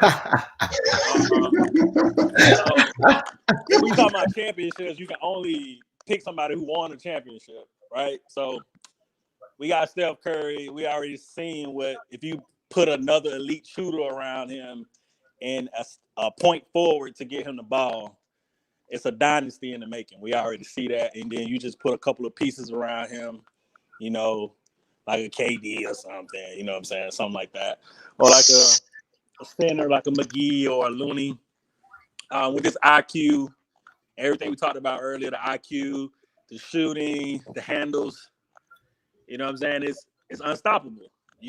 You'll get 3 rings, like what you've seen. So, I mean, case closed. That's what it is. Damn, you said case closed. All right, until we hear Penny Hardaway. All right, yeah, I was about to say, well, let me just open your case file back up there, buddy. Because, you know, when it comes to Penny Hardaway, that case is not closed. Listen, Penny Hardaway had that killer instinct. that Jordan-esque Kobe Bryant killer instinct. This dude could take over games. He could shoot the three. You know what? He had two things that to me put him over Steph Curry, just like starting my franchise. I love the three ball that Steph Curry got, but Penny Hardaway defense was better than Steph Curry. I will say that number one. And of course, like his athleticism, bro, he was damaging inside. You know, this guy could go inside. Now, don't get me wrong. Steph Curry can get some nice little nifty layups, but Penny Hardaway was damaging inside. And this guy, you know, that killer instinct. You got to be able to take over the game, win the big game, get the big finish. Steph Curry fell short of doing that sometimes. You know what I mean? So I want to go with Penny Hardaway to start my franchise off. I like that. That was actually a good case, and I'm actually, while G Money is coming back, what I'll do is I'm going to make a case for both guys. Well, when you talk about, I'm going to start with D. When you talk about Penny Hardaway, you're talking about a versatile point guard who can do many things for you. He can control the tempo by slowing the game down. He can also push the ball in transition. Actually, now that I was about to talk, check. So G Money. So this topic is, who would you start your franchise with a championship point guard? If you were to pick a championship point guard, who would it be and why? So D Jefferson picked Penny Hardaway, and he already made his case. Mm-hmm. And Freddie D picked Steph Curry for his case, and they're both pretty good cases. But who would you pick in terms of championship? If you were to start a franchise, who would you have as a championship point guard from the 2000s, and why do you think you would win a championship with that point guard? Lewis, real quick, Giovanni. Lewis, I'm gonna switch to my phone real quick because I gotta make a run. I'm gonna switch to my phone. Let me back in. All right, no doubt. All right. This is really, really tough for me. But if I want to start a championship, this is just my opinion. I will probably go Chris Paul again. Chris Paul again? All right, go ahead. Here's why. CP3 knows how to make teammates better. CP3, I know he's never been the greatest playoff performer, but there are times when Chris Paul does come through in the play. The problem of why he never won championships in the past with the Clippers and the Rockets is because of bad luck, bad execution, and also some injuries here and there. Like 2015, if the Rockets don't, I'll make this quick, Lewis. If the Clips don't blow a 3-1 lead, in my opinion, I think they would have beat the Warriors in the conference final, and I believe they would have beat the Cavs in the NBA finals because the Clips have a very deep team to combat Cleveland. In 2018, this is just me. If CP3 was healthy that year, they would have beat the Warriors in 7 games, and there's no doubt in my mind they would have destroyed either the banged-up Celtics with no Kyrie and Hayward or the Cleveland Cavs that year. CP3 makes teams better. Chris Paul makes teams championship-level teams. Even look what he's doing now for the Thunder. I know OKC's not going to win a title, but he put OKC back in the map this year. Remember, the Thunder were ranked to win 33 games this year. OKC has, 40 wins right now, and in the number 5 seed in the Western Conference behind the Utah Jazz. Chris Paul, to me, is one of the most underappreciated and unlucky point guards we have ever saw in our lifetime.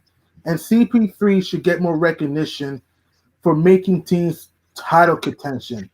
Steph Curry is great, but Steph Curry did play with Kevin Durant, a top 5 shooting guard in Klay Thompson, and arguably a top 10 power forward in Draymond Green. CP3 had the most unluckiest career in the 2000s, and Chris Paul deserves to have his recognition. 30 seconds. 10 seconds. Chris Paul, I will build a title team around CP3. All right, so we got some cases for the three of them. I know what Jay's feeling on Chris Paul. Jay's feeling on Chris Paul is first name, last name says CP3 is a two-way player. Again, guys, if you haven't, make sure to subscribe to the channel. Make sure to like the video and make sure to be sharing this on your streams. MP24 says it took CP 12 years just to make it out of the second round. Okay. Let me see. Jay says CP3 is allergic to series enders in Game 7s. I mean, he's had his moments of triumph, and obviously he's had his moments of disappointment. I'm surprised nobody mentioned this guy, and he kind of gets lost in the shuffle a little bit. But Chauncey Billups, I think that's a guy you can honestly build a championship team with because of his leadership, his ability to play big in big games. I know his Detroit team was built on defense, but Chauncey is an underrated leader and very impactful. Shout out to MP24. He also says Rajon Rondo, that's another player that you could as well. You know what, guys? What you guys can do is that next time in categories, you can mention players who you think would actually fit the category from what those guys pick. So, I mean, yeah, an MP and last name. If you guys haven't, man, subscribe to the channel. And like in the future, I would love to get you guys on, for these future debates. The next time I'm actually doing small forwards. So make sure this, and I want to give everybody an opportunity to do this. So definitely, if you want, make sure to pull up for that one. And like I said, if you would like, just let me know your emails, and definitely I will give you the opportunity to, basically talk and make sure to, that we understand the categories. CP3 had the Clippers team and he failed. CP3 is a better all-around player. All right, who you guys got for championship point guard to start a franchise with? Steph Curry, Penny Hardaway, or Chris Paul? Let me know in the comments section. Let me know in the comments section.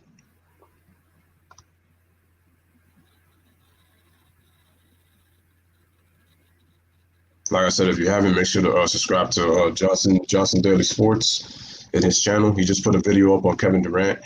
And I'm actually going to go to my channel for one quick second. And I just want you, for those who haven't yet, I'm going to go to my channel for one quick second. And what I'm going to do is, let me just go to the video. Let me just click real quick. If you guys haven't done that yet, I'm gonna put this in the chat. Make sure that you guys like the video that I'm about to put in the chat. This is pretty much on Kobe. I think if you watch the video, obviously I put some highlights, but he says something very, very unique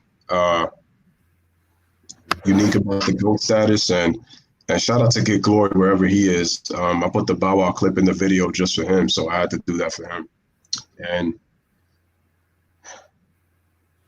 first name says start a championship team with Rondo. All right. So again, guys, make sure to like, make sure to subscribe, share this on your stream. All right. Next category. 3-point shooting. Who's the better long-range bomber point guard in this era? I know who Freddie G's gonna get. G Money, who you got? And then D Jeff, when he comes back, in terms of long-range shooting, who you got? So we got long range. Oh, I already know what Freddie's gonna choose. I already know. Yeah, Freddie fucking won this one, bro. Because I don't even have a long range like that for us. So to make it On this. I might pick Lillard. I don't know. To make it interesting, I might pick Lillard. Please. If I pick Steph, man. If I pick Wait, Steph, did you just call him Stephanie? No, I said Steph.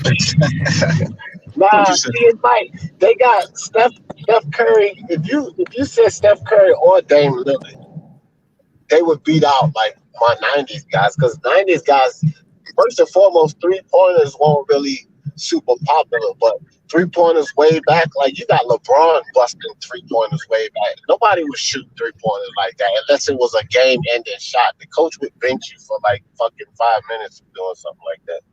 Okay. You know what? Instead of the long range shooting, I'm gonna switch it up. How about this one? I think this will be interesting. How about you guys take, in your opinion, your best player from that era and put him against another player from one of your eras? So if you want to put a 90s player against a 20 player, I got that. Oh, I got that too. Yes. Or a 2010s against the 2000s, it doesn't matter. Pick your best player. Get to the point guard, all right? The point guard. Point guards, yeah, point guards. 1-on-1. Yeah, I got. So you saying overall best player, or you just saying from like shooting? You talking about No, shooting? No, we talking about to match up against each other, Freddie. We're talking about matchup. Take your best player from your era, in your opinion, at the point guard position, and put them up against another great point guard from one of the either two eras. I mean, I got 2 minutes to give everybody. And you have to break down that matchup too. Yeah. Okay. Don't have to make the case with that one. Man, Tyree dropping gems with them 2000s, man. Okay, so we're gonna start with D Jeff, then G Money, then Freddie D. Then I say John Stockton. I know that. My point guard is Gary Payton. No, you gotta come after Gary Payton. Gary Payton. I'm saying Gary Payton can get to any point guard in any one of y'all eras. What's up, Gary Payton? The glove. Who you putting Gary Payton against? Who, me or G Money? You could go. Who you putting against the glove? Bring that little buckethead Curry if you want to. Shut that down. All right. I mean, I got 4 that are just whatever, man. Bring it. Who you got? Who you got Who you got against the glove? I go Kyrie. Oh no, you done. Oh, Freddie, you lost this. Yeah, I put Kyrie against the glove. Kyrie against who you Gary got? Payton. Who you got? G Money. Who you got? G Money. Who you sticking in there? Okay, to score, I would say 2000 to score. I would say Steve Nash when it comes to mid-range to score. Who's going to guard? Steph Curry. So Steve Nash going against Steph Curry in a one-on-one matchup? Yeah. Okay, D Jeff, pick another play. So who would you want Gary Payton to go up against out of the 2000s or the 2010s? So G Money picks Steph against Steve Nash. That's actually an interesting matchup. I want the glove against anyone. So I mean, they can pick that guy to match up against me. He already picked Kyrie, G Money, whoever the matchup. So I got the glove against Kyrie and the glove against who you got, G Money? Steph Curry, Steve Nash. You got who? Yeah, I got Nash versus Curry. Yeah. What about against the glove? Oh, against the against the glove. Whoever wants to choose against Gary Payton, I will say Allen Iverson. Okay, good. Okay, hopefully y'all made it easy for me. All right. Yeah, I like that. Yeah, y'all dudes got no match for defense. Look at that, man. That's crazy. Yeah, both of y'all made it easy for me. So y'all really think? Y'all think the glove gonna clamp up Kyrie? I ain't gonna clamp up AI. You really think he gonna clamp up Kyrie? Yeah, Jefferson. Yeah, listen, this is the thing though. Look, check it out. Both of y'all made it easy for me because the glove is not that he gonna lock them down totally on defense, but what he gonna do is he gonna do them enough. He gonna do them in enough on defense. They're gonna have to work too hard. Now, when they come on the other side of that, remember the glove was offensively a terror too. When it comes on the other side of that, they're not gonna be able to defend Gary Payton like Gary Payton's gonna be able to defend them. So my man, so are we talking about 1-on-1 or are we talking about with a team? Because Gary Payton 1-on-1, 1-on-1. He wasn't a great 1-on-1 scorer. So what Gary gonna match them boys up, bro. Nah, I don't see that. I beg to differ, DJ. Break it down. Gary Payton. AI would pickpocket Gary Payton. Because AI, remember, in a season, he's averaged 3 assists twice. Don't forget, AI wasn't just a scorer. He was very good at getting on defense. Multiple times in his career, he's averaged 2 assists. And he would have hit Gary Payton with the hezzy. His jumper is so fluent. His cross is so nasty. He would have burned Gary Payton. No doubt. Okay. All right. So let me just hold on before I continue to go. Here's some other matchups that some people are mentioning in the chat. So Ron mentioned Rajon Rondo against Jason Kidd. I think that's a very good matchup. Let me see. Ron's got also Iverson against Kyrie. I think that's another interesting matchup. Yeah. Raduni obviously had picked Kyrie and Steph off of the obviously with the NBA Finals and all that. Well, Yeah, that I like how G Money said that Allen Iverson would pick Gary Payton, but here's the reality of it, G Money. Allen Iverson didn't win Defensive Player of the Year. Gary Payton did. They didn't call him the glove for nothing. And that glove was a stealing. And he gonna steal from Allen Iverson ain't crossing him up like that. He gonna make him hit his knee with that ball, and then he gonna steal it. I'm trying to tell you. That's why they call him the glove. That guy had fast hands, bro. Fast hands. Yo, DJ. So when we talk about Gary Payton 1-on-1, right? How did Gary Payton how did he score the majority of his points? But he scored them differently. Transition. No. Gary scored it differently. He could pull up, he could shoot, he could go to the lane. You know what I mean? But he was the point guard. See, back then they played more traditional point guard. He could score, kind of like the Chris Paul. Chris Paul can score. He can drive, but he plays the point guard. That's what the club is. The club could pull up. He can score. He can dunk the ball. Well, you know, so then we talk about defense, right? So when we talk about defense too, you got to take into consideration. I'm thinking 1-on-1. Unless you're talking about team, you ain't got nobody behind you 1-on-1. So Gary Payton getting beat by Kyrie regardless. It don't matter what the fuck he do. He getting beat. And AI too. So then you got Kyrie finishing with both hands in the lane. So that's a wrap. Kyrie not going to beat Gary Payton. Hold on for a second. If you telling me that Kyrie going to beat Gary Payton time and time again. And 1-on-1? Hold on. 1-on-1? Hold on, Freddie. When the number one player in the world couldn't beat Gary Payton time and time again. Michael Jordan couldn't beat Gary Payton over and over again. And when we talk about one-on-one players, he was probably one of the greatest one-on-one players also ever. So I'm not trying to hear that Kyrie Irving is going to be. No, he was not dogging Gary Payton one-on-one. No, I say he would dog Gary Payton one-on-one. You talking about a team game? Like what I'm telling you, look, back in the 90s, hold on. Freddie, this where the youth coming out of you, my friend. This where the youth coming out of you. Sometimes back in the 90s, they used to let these guys, they would back off and let these guys go on one-on-one matchup right down the court. Watch the footage, see? And Gary Payton used to clamp down on Jordan. So I'm not even trying to hear that. I know Kyrie Irving had great handles and all that. But I'm not trying to hear that he's just going to abuse one of the greatest defensive point guards. I ain't saying he's going to abuse them every time. I'm saying he will beat Gary Payton one-on-one.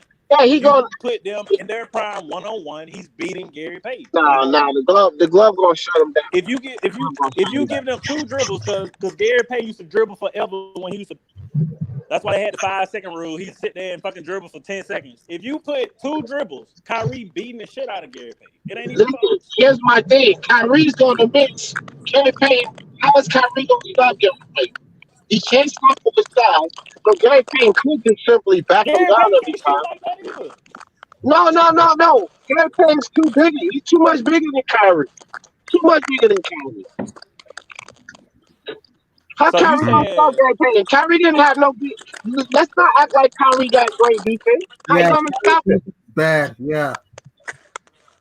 I ain't saying he gonna lock him up. I ain't saying Kyrie gonna lock him up, but I'm saying he doesn't even have great defense. It's not about locking him up. It's about how you gonna stop him. Gary Payton two dribbles. He ain't beating no fucking Kyrie. If you let him dribble all day, maybe he'll dribble like 10 seconds and get in the paint. Yeah, but look, on one-on-one, you say when Nate Smith played the game and you take two dribbles and pass the ball, nigga, this one-on-one, he can dribble the ball around. What are you talking about? Yeah, DJ won this big time. Yep. Yeah, man, I'm telling you. What I'm saying is, a part of the game too is jab stepping. Getting position, putting your defender at a disadvantage to drive past him. You can finish at the rim with two dribbles. You really can. Like, you don't have to dribble 10 times to finish at the rim. You can dribble 2 times and finish at the rim. What I'm saying is, if you give him two dribbles, I think Kyrie wins.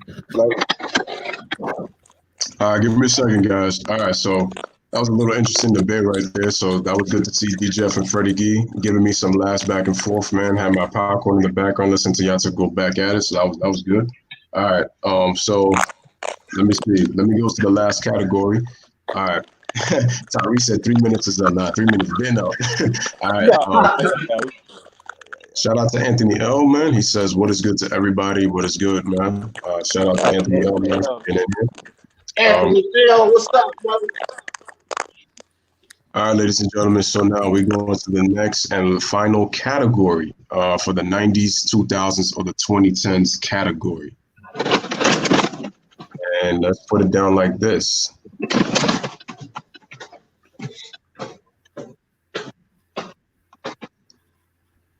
The way that I'm going to do it now is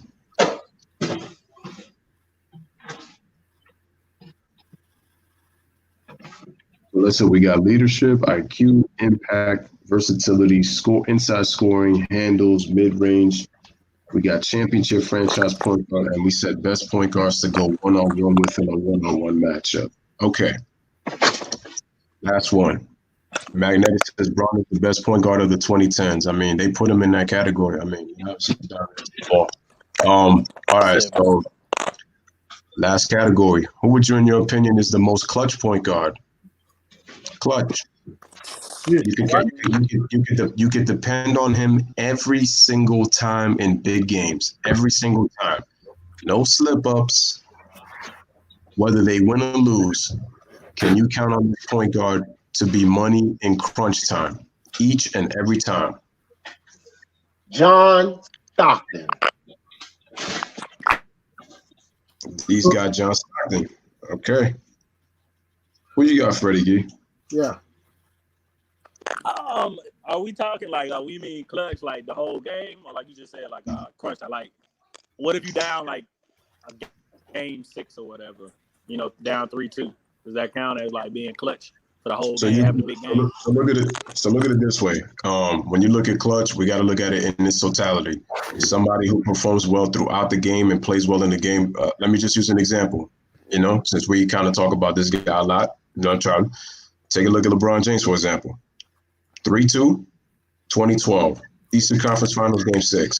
45 points, 15 rebounds, 5 assists. So we could talk about a big game in an elimination game, or we could talk about a player in the last 5 minutes of the game comes through, or somebody who scores well in the fourth quarter. You know, something like that. Last 2 minutes of the game, like I said, in terms of like guys play big, you know you could count on them to come through with a big game, what the scenarios be. But in this case, we're talking point guards. What do you got? I would say that's tough. Kyrie hit the biggest shot, but I would say Dame. So you're going with Dame Lillard. D's got John Stockton. All right, G Money, who you got? This is the last category. This is really, really challenging. I'm going to say Allen Iverson. I think AI. Okay, he's going to go with Allen Iverson. All right. So we are going to start with G Money. You got 3 minutes on the clock. On your mark, get set, go. All right, here's why I think AI is more clutcher than Dame and John Stockton. You have to understand, AIs have monster playoff performances. AI's made some big shots in his career. Like, here's what really can help my argument. The 2001 playoffs. Check that series against the Raptors. When AI and VC were going due for the death, that was just phenomenal, man. AI can put guys in the blender and he can make the big shot.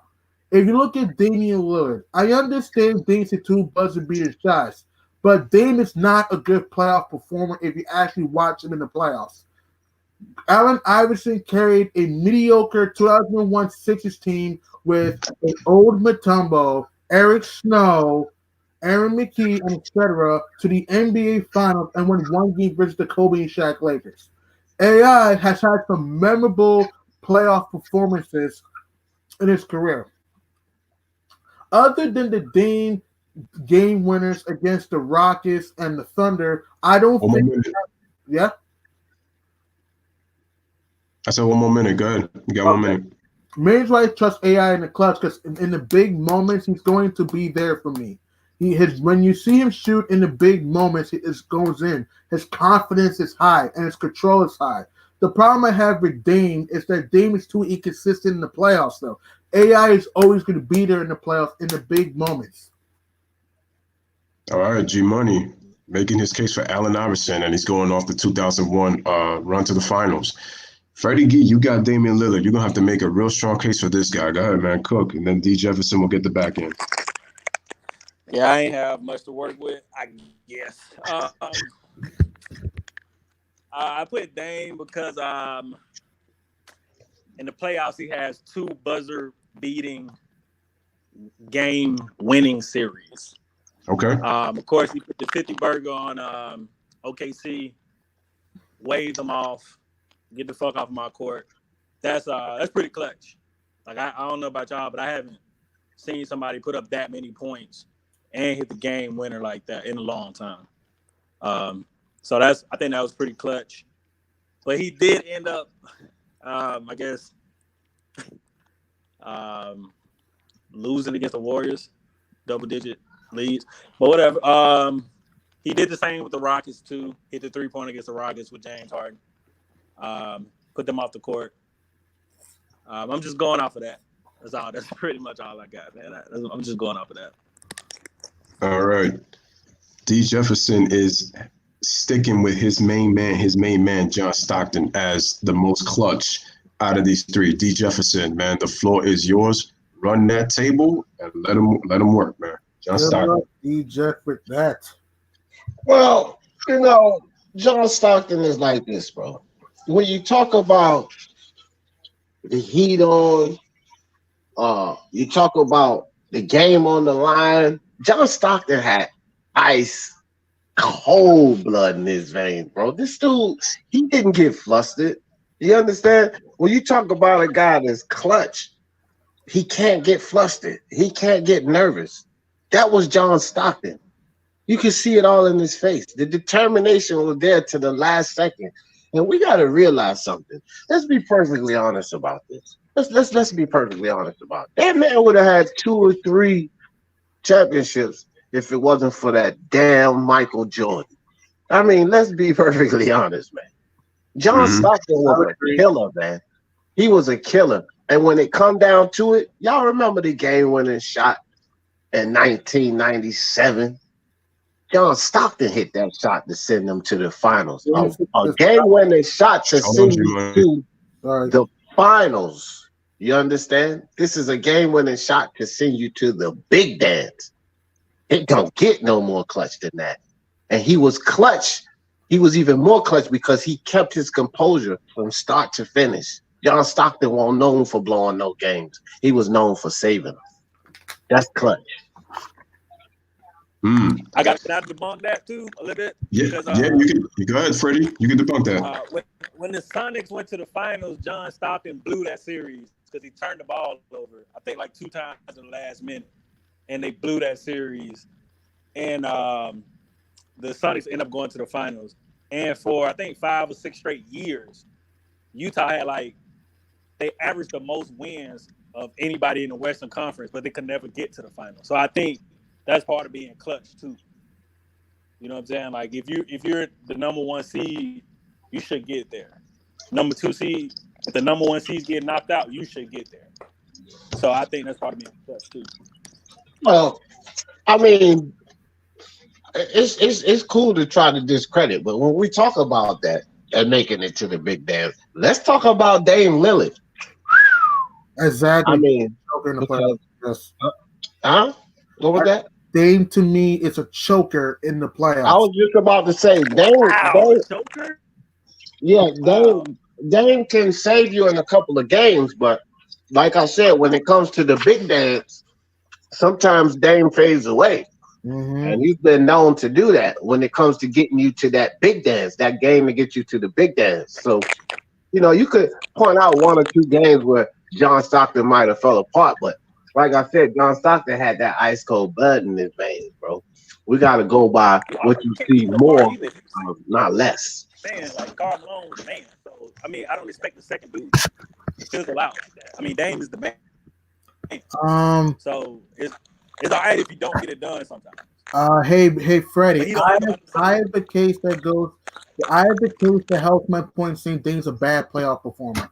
You want to hear his percentages in the playoffs? Listen, Damian Lillard shoots 41% from the field in the playoffs, which is not good.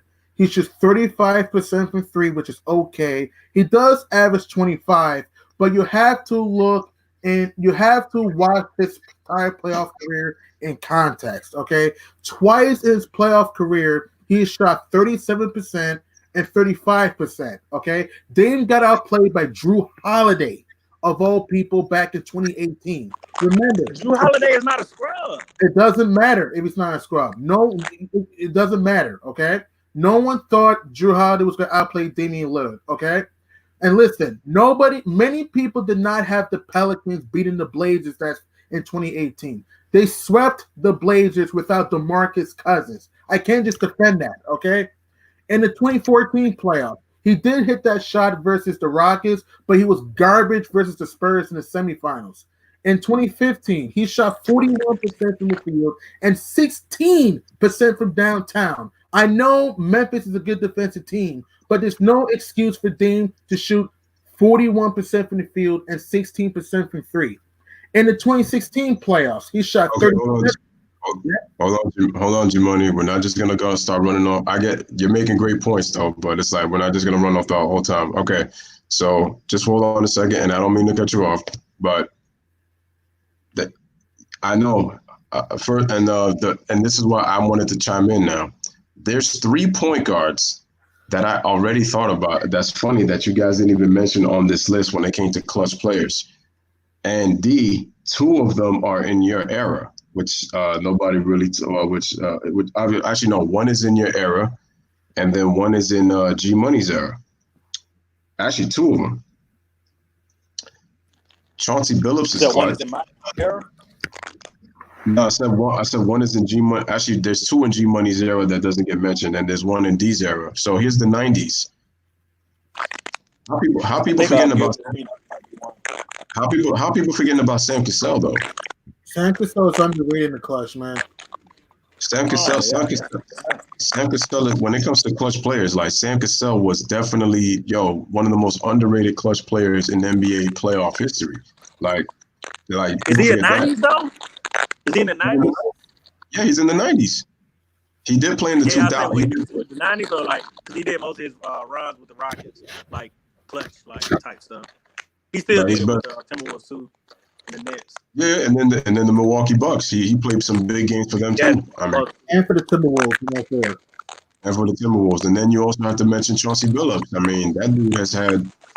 True. That dude is definitely underrated when it comes to big playoff games.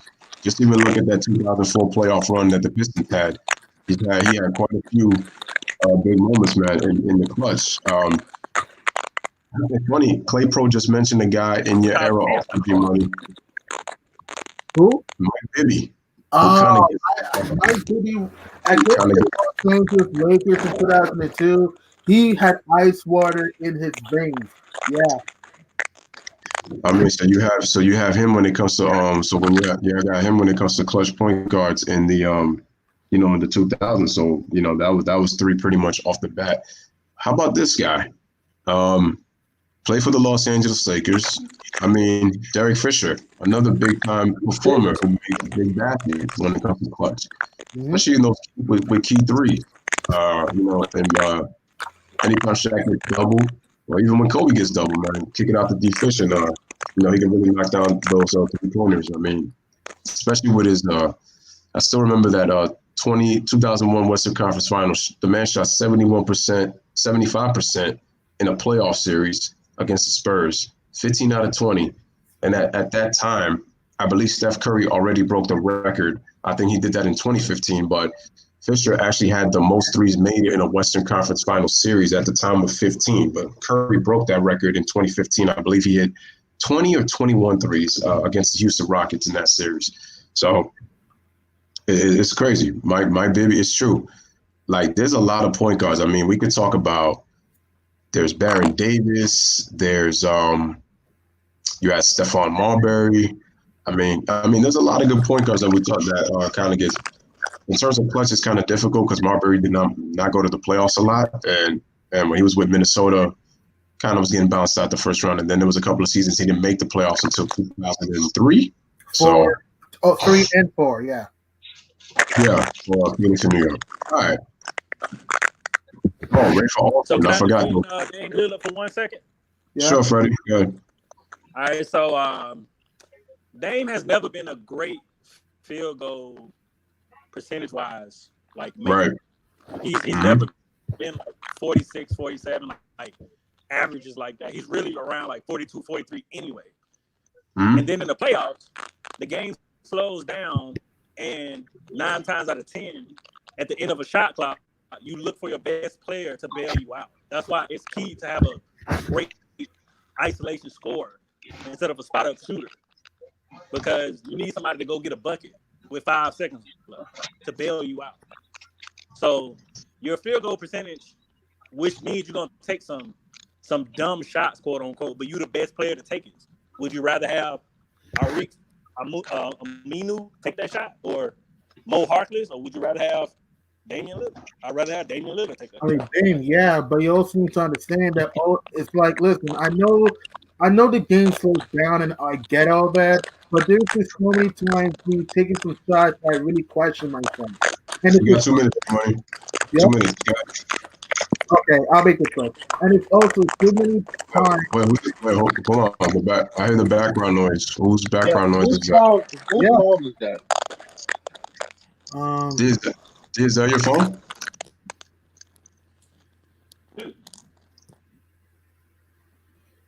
All right, go ahead, G-Money. 2 minutes. Okay, I'll make this quick. I understand. I don't want to keep hearing the excuse, oh, your field goal percentage will go down in the playoffs. I don't want to hear that, because defense today is not as crisp as it is in the past. And the paint is not as clogged as it is in the past. I know Damian Lillard has had some big playoff performances. He has. But he has a whole lot of crappy playoff performances, okay? I can't just excuse of him getting outplayed by Drew Holiday. I can't just give him a pass for blowing 3. Who was a former All-Star? It doesn't matter. I can't just excuse that. I can't just excuse of him blowing 17-point leads, 18-point leads to the Warriors without Kevin Durant. That's valid. It does. What? Wait, what you say, Freddie? No, I said that's valid. That's valid. That's bad. Keep going. That's embarrassing. The Blazers should have made the finals last year. No doubt in my mind. And also, even in 2016, he wasn't all that great versus the Clippers. And if Chris Paul and Blake Griffin were healthy, the Blazers don't even sniff the second round. And he was not all that great versus the Warriors. I remember in Game 4, I think when Curry had 17 in overtime, there was a stretch, I think, we missed 14 straight shots. I understand stuff happens, but it shouldn't happen like that. And 2017, he was not all that great versus the Warriors again. I understand game slows down, but I'm not going to give him a pass for him underperforming in the big moments of the playoffs. Because 1 minute, G-Money.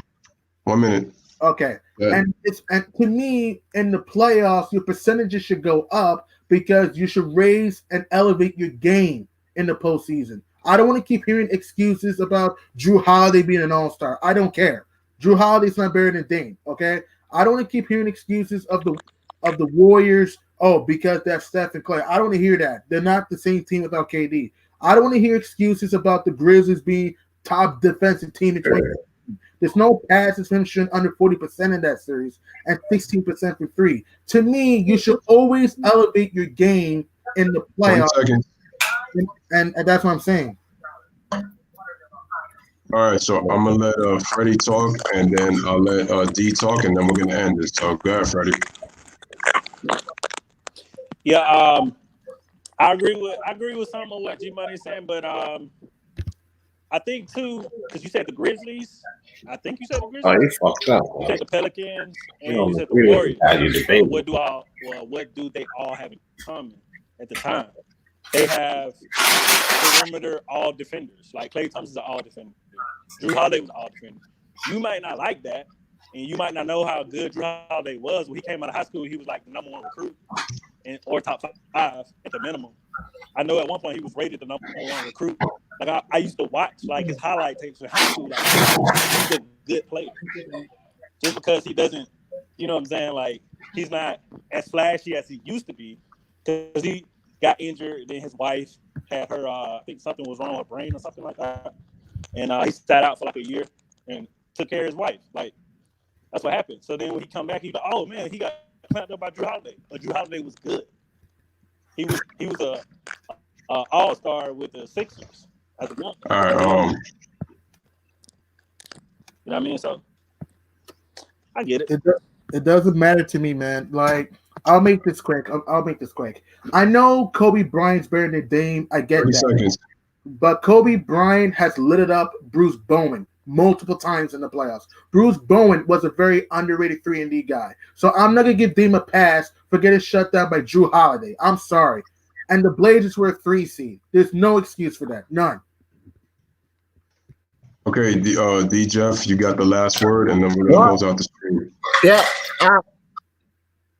I'll say it like this. I appreciate you, G Money, for breaking Dame Lillard down so well. But I'm going to turn my attention to Allen Iverson. And why?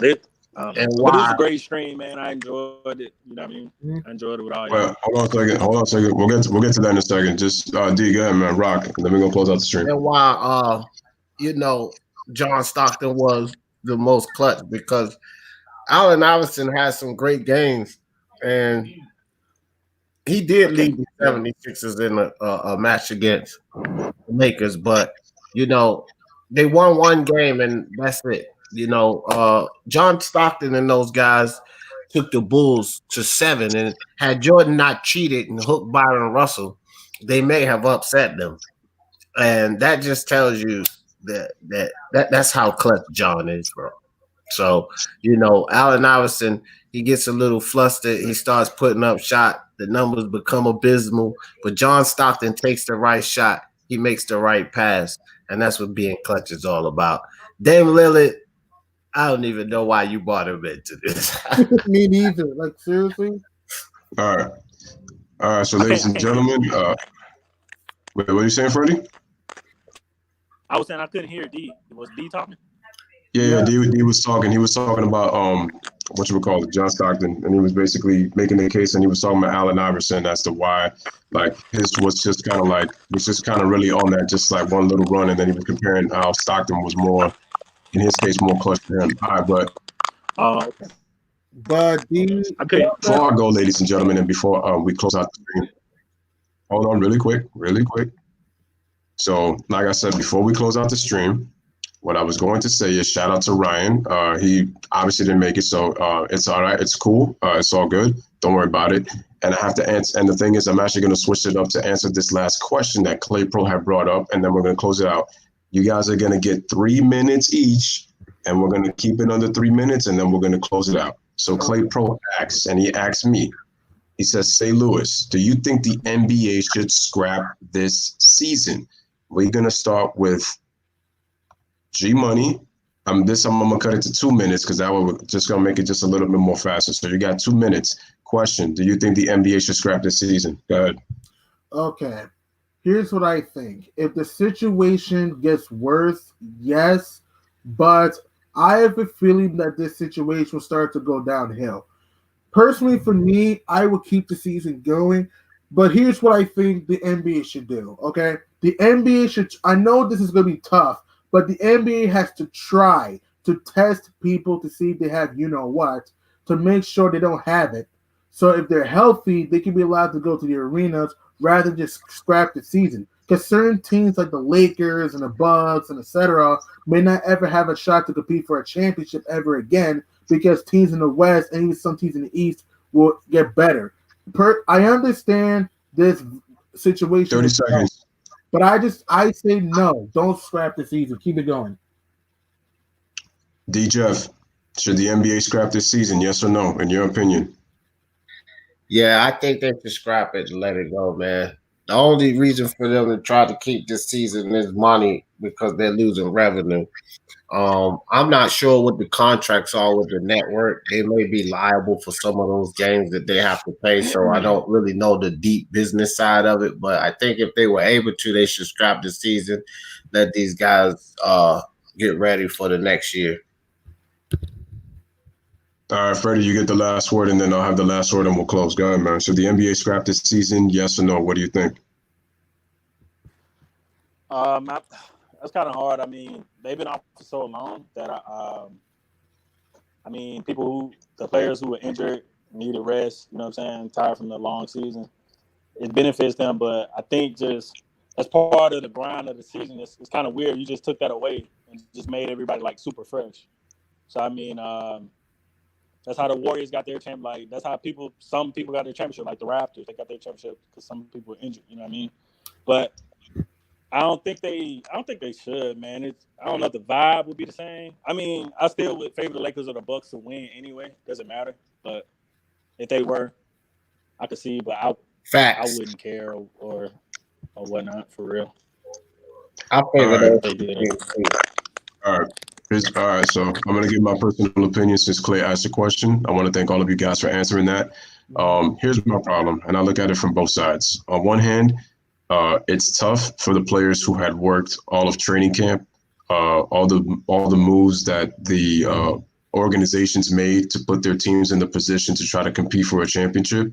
So I do understand it, and you just hate that something like this had to happen at this time of the year, especially with the season winding down, and we always call March the stretch run of the season to get ready for gear for the playoffs. Obviously, like with the teams that are involved, it's gonna hurt because when you're looking at it from the Lakers aspect with LeBron, and when you're looking at it from Kawhi for the Clippers, they have a lot of history on the line for both guys, especially because of these guys have probably been the two most talked about players pretty much all season ever since Kawhi went to the Los Angeles Clippers, when many people predicted and thought that he was going to be, Los Angeles Laker. But I think when you honestly really think about this, the issue is that as much as it's affecting money, which is one thing, the workers have to be compensated for the work that because they're working in much more regular jobs. Some of them are working more high profile jobs in the arena, while other ones are working more difficult ones. And like I said, at the end of the day, the issue with the whole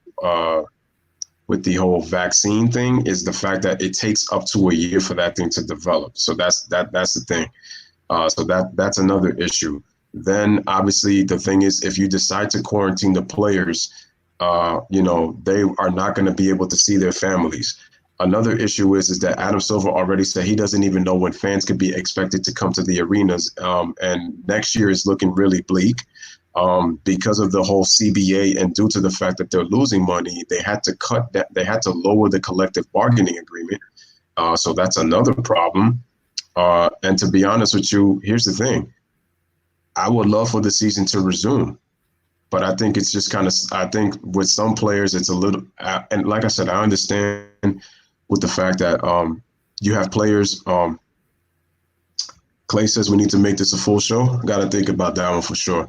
But what I will say is this, as much as I hate to say it,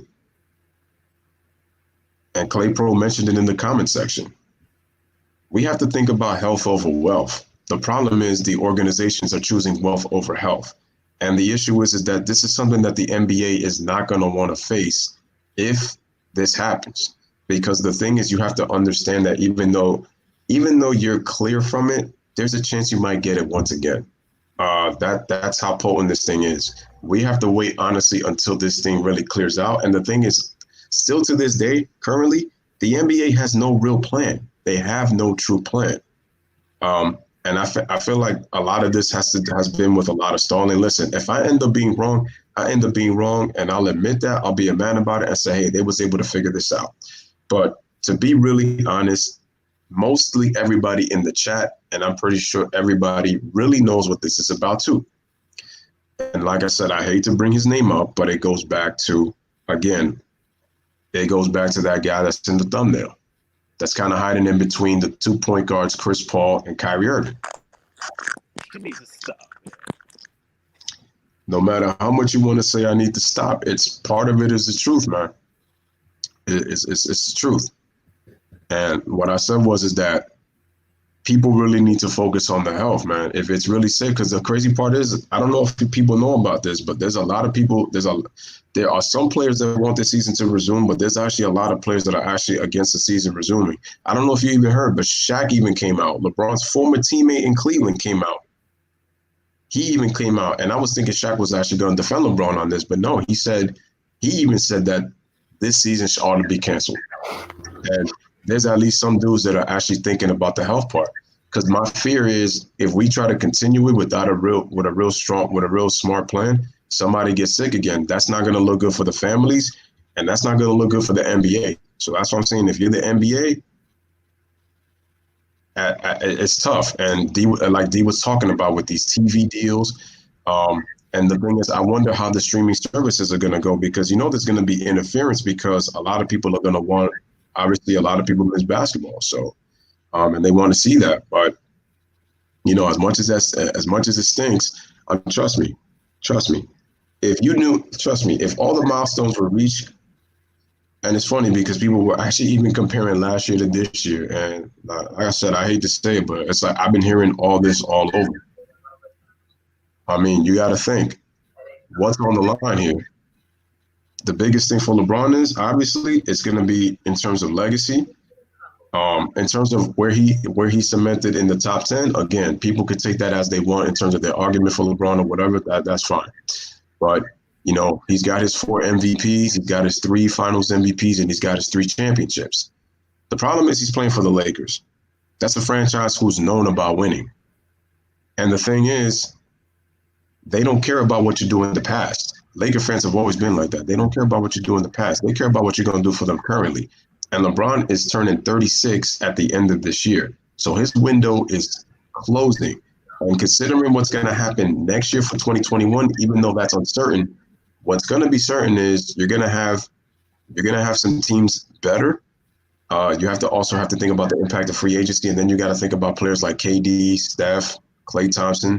You have to think about obviously teams like the Warriors and the Nets. They're going to be much better next year. So considering what's going to happen, that's why that this is kind of pretty much why it's so crucial. So there's just a lot of uncertainty. So what's unfortunate about LeBron James is that I think that when you look at how far they went into the season, and all of these people that were talking about Anthony Davis and the injuries are bound to happen, the Lakers held up pretty sturdy, pretty well. And not only that, they stayed in the top 3. So it's a damn good chance that they would have won the West. I think that LeBron James, Anthony Davis chemistry was picking up, and they had a damn good chance to win the championship this season. And that's unfortunate because I think a lot of people doubted them, and had they gone and won that would have been a huge statement, not only for the Lakers and the doubt upon them, but for LeBron James and his ultimate goal of chasing the GOAT. I don't think that still makes him the GOAT, but the damn sure would have gave him a good stake in his claim.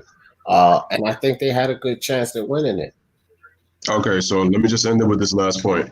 Then we close. What I was going to say with that was I don't think that Bron and AD were kind of building their chemistry. They actually had a head start at the start of the season.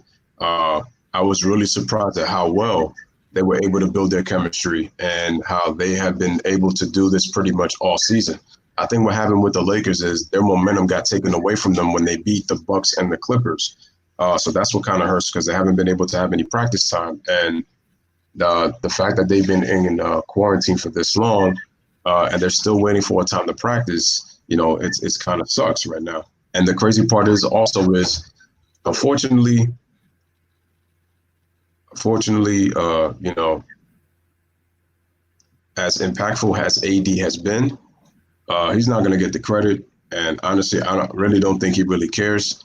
That's me personally, but the Lakers were strong contenders to win it all. And pretty much, so we're going to end it with that. So me personally, as much as I don't want the season to be, to end, for the safety of NBA players, for their families, and for everybody around the world.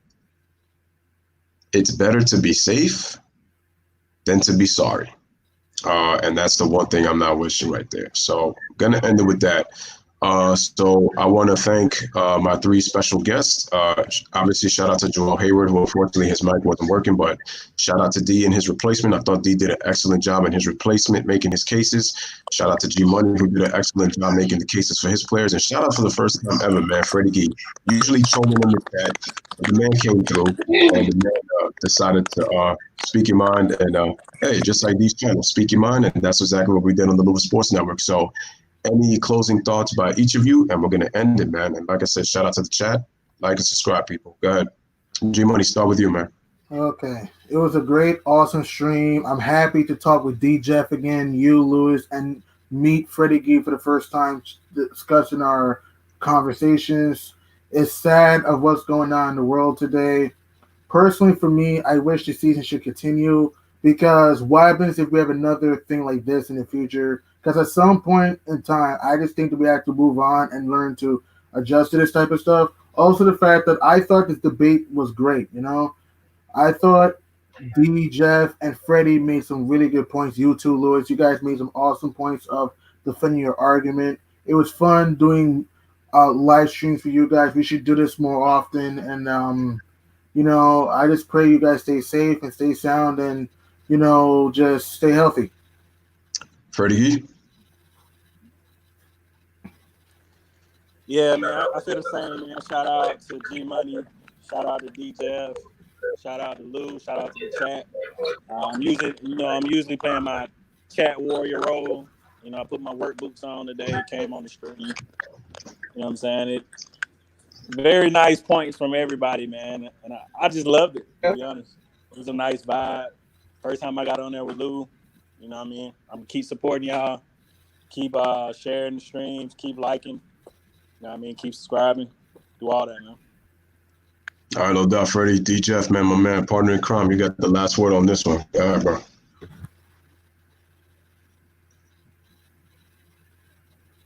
I think you're on mute, D. I don't know if you can. Yeah.